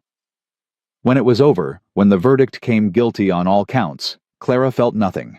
No triumph. No satisfaction. Just emptiness where the rage had been. He'll hang, Elijah said as they left the courthouse. Probably within the month. I know. Does it help knowing he'll pay? Clara thought about it. It doesn't bring Samuel back. Doesn't undo what he did to all those families.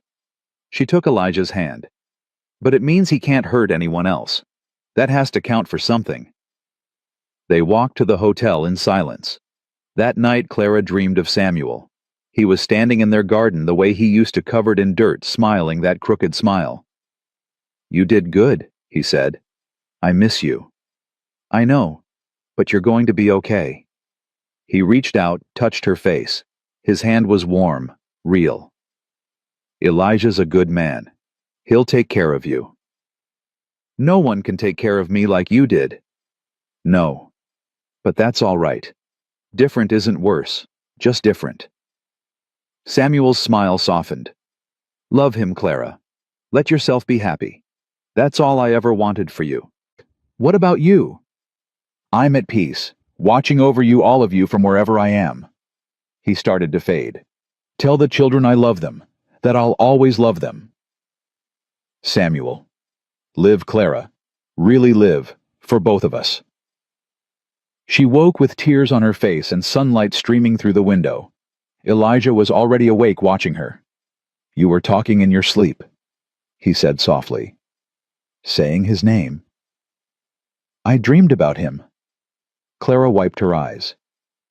He told me to be happy. Good advice. I'm trying. She reached for Elijah's hand. I'm trying. Fall came. The leaves turned gold and red. The harvest was good, better than good. The first real abundance since Samuel's death. Clara stood at her kitchen window watching Elijah and Toby work together in the field. They moved in rhythm now, anticipating each other a team. Emmy sat at the table laboriously forming letters on her slate. She'd started lessons with Father Miguel, learning to read and write. Every day she came home with new words, new discoveries. Mama, look! She held up the slate. I wrote my name. Clara examined it. Emmeline Brennan spelled out in wobbly chalk letters. That's beautiful, baby. Father Miguel says I'm smart, says I learn fast. You are smart, like your father. Emmy beamed. Then carefully she erased the slate and started again. This time she wrote something different. Family. That's us, she said proudly. You and me and Toby and Mr. Elijah. Clara's eyes stung. Yes, baby, that's us. The wedding was small, just family and close friends. Father Miguel performed the ceremony in the same church where he'd married Clara and Samuel 13 years before. Clara wore her good dress, not the black wool anymore, but a new one pale blue that Prudy had helped her make. Elijah wore a suit that had belonged to his father, cleaned and pressed, and still too big in the shoulders. Toby stood beside Elijah as his second. Emmy scattered wildflowers down the aisle. Do you take this woman, Father Miguel intoned, to have and to hold from this day forward? I do. Elijah's voice was steady. Sure. And do you, Clara, take this man? She looked at Elijah. At this good, steady, patient man who'd stood beside her through the worst of it, who'd fought for her, protected her, loved her not in spite of her past, but alongside it. I do. Father Miguel smiled. Then by the power vested in me, I pronounce you husband and wife. Elijah kissed her, gentle at first, then deeper. The small congregation, Prudy Edgar Deputy Jessup, with his new badge as sheriff, a handful of neighbors who'd stood with them at the hearing, erupted in applause. When they finally pulled apart, Emmy was tugging at Clara's skirt. Does this mean Mr. Elijah is my papa now? Clara knelt. He's your stepfather. It's a little different. Can I call him Papa? Clara looked at Elijah. He nodded, his eyes bright. If you want to, baby, and if he's okay with it. I'd be honored. Elijah said, his voice rough. Emmy threw her arms around his legs. Papa Elijah. Toby hung back, watching. Clara caught his eye. You don't have to call him anything you don't want to, she said quietly. I know. Toby was silent for a moment. Then slowly he extended his hand to Elijah. Congratulations, sir. Elijah shook it. Thank you, Toby. I'll call you Eli, if that's okay. Papa doesn't feel right yet. Eli's perfect. Elijah's hand rested on Toby's shoulder. And whenever you're ready, if you're ever ready, I'll be here. Toby nodded. Something passed between them, an understanding, a promise. Clara watched her family, her new family, built from the pieces of what was lost, and felt something she hadn't felt in over a year, whole. Winter returned. But this time Clara watched the snowfall without fear. The cabin was warm. The pantry was full. Her children were safe and fed and loved. She stood at the window watching the flakes drift down, covering the land in white. Behind her, the fire crackled. Elijah sat in Samuel's old chair, their chair now reading to Emmy. Toby was at the table doing sums on his slate. Mama. Emmy's voice was sleepy. Tell us a story. Clara turned from the window. What kind of story? A true one, about Papa. Which Papa? Emmy considered this. Both of them. Clara crossed to the hearth, settled into her chair. Elijah shifted, making room for her to lean against him. Once upon a time, she began, there was a man named Samuel who dreamed of building a home. Our home, Toby said without looking up. Yes, our home. He built it with his own hands, board by board, nail by nail. And he filled it with love. Emmy snuggled closer to Elijah. What happened then? Then he met a woman, a stubborn woman who didn't know how to quit. You, Emmy said. Me. Clara smiled.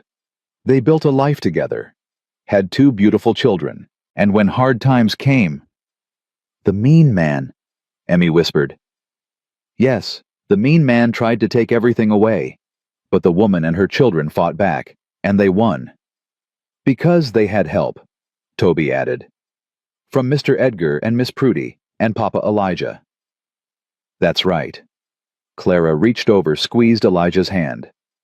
They learned that you can't fight every battle alone, that sometimes the bravest thing you can do is let other people help. Emmy yawned. Is that the end? No, baby. That's just the beginning. Clara looked around the room, at her children, her husband, her home. The story keeps going. Every day we wake up, every meal we share, every storm we survive, that's all part of it. Will it have a happy ending? Clara thought about the question, about everything she'd been through, the loss, the fear, the long nights alone wondering if she'd make it. And then she thought about this moment, this warmth, this love. I think it already does, she said. I think it has a happy ending right now. Emmy's eyes drifted closed. Within minutes, she was asleep against Elijah's chest. I'll carry her up, he said softly. Thank you. He rose, Emmy cradled in his arms, and climbed the ladder to the loft. Clara heard him murmuring to her the sound of small feet settling into bed. Toby set down his slate. Mama. Yes. Do you think Papa, my real Papa, do you think he's watching? From wherever he is? Clara considered the question. I do. I think he sees everything. And I think he's proud of you. Of all of us. Toby nodded slowly. I still miss him. Even now. Even with Eli here. I know, baby. So do I. Clara opened her arms. Toby came to her, folded himself into her embrace like he was still small. Missing someone doesn't stop just because life goes on. It just becomes part of you, part of who you are. Does it ever hurt less? Yes, slowly, day by day. She held him tighter. But even when it hurts, it's okay to be happy too. Your father would want that. Toby pulled back. His eyes were wet, but his voice was steady. I love you, Mama. I love you too, more than anything. He climbed the ladder to join Emmy. Clara heard the rustle of blankets, the soft murmur of siblings settling in for the night. Elijah came back down, stood beside her chair. Good day, he asked. The best. She rose, took his hands. Thank you. For what? For being here, for staying, for loving us when you didn't have to. Elijah pulled her close. I didn't have to, but I wanted to. There's a difference. I know. She rested her head against his chest. I know. They stood like that for a long time, watching the fire burn down to embers. Outside, the snow kept falling. Inside, the cabin held its warmth. Ready for bed? Elijah finally asked. Almost. Clara moved to the mantel, picked up the framed deed that hung there. 2 names, Samuel's and hers, the document that had nearly destroyed them and ultimately saved them. I want to add something, she said. What, another name? She traced Samuel's signature. I want to add you, officially, so the deed shows all of us. Samuel, me, and you. Elijah was quiet for a moment. Are you sure this was his land? His dream? It was his dream. Now it's ours. Clara turned to face him. He'd want this, Elijah. He'd want you to be part of it. Elijah's eyes glistened in the firelight. Then yes, I'd be honored. Clara hung the deed back on the wall. Tomorrow she'd go to the land office, file the amendment, make it official. But tonight it was enough to know, to believe. "Come to bed," she said. They climbed the ladder together. In the darkness, Clara could hear her children breathing. Peaceful, safe. She settled into Elijah's arms, felt his heartbeat against her back. "Thank you," she whispered again. "For what?" "For the happy ending." "It's not an ending," he murmured against her hair. "It's just the beginning of a new chapter." Clara smiled into the darkness. Outside, the snow continued to fall. The land that Samuel had dreamed of, that Clara had fought for, that Elijah had helped protect it, lay quiet under its white blanket, waiting for spring. And in the cabin built by one good man and protected by another, a family slept. Not perfect, not untouched by grief, but whole. Together. Home. Clara Brennan had learned something in the long months of fighting for her land. She'd learned that the truth was like water. You could dam it up for a while, but eventually it found a way through. She'd learned that courage wasn't the absence of fear, but the decision that something else mattered more. And she'd learned that love, real love, wasn't a finite thing. It grew, changed, made room for more. The land remembered who worked it, who planted in faith, who stayed when staying was hardest. And those who tended it, who sank their hands deep and built for tomorrow, they were the ones who truly owned it. Not in law alone, but in something older. Something that survived courts and judges and men with silver pens. The land remembered, and so would she.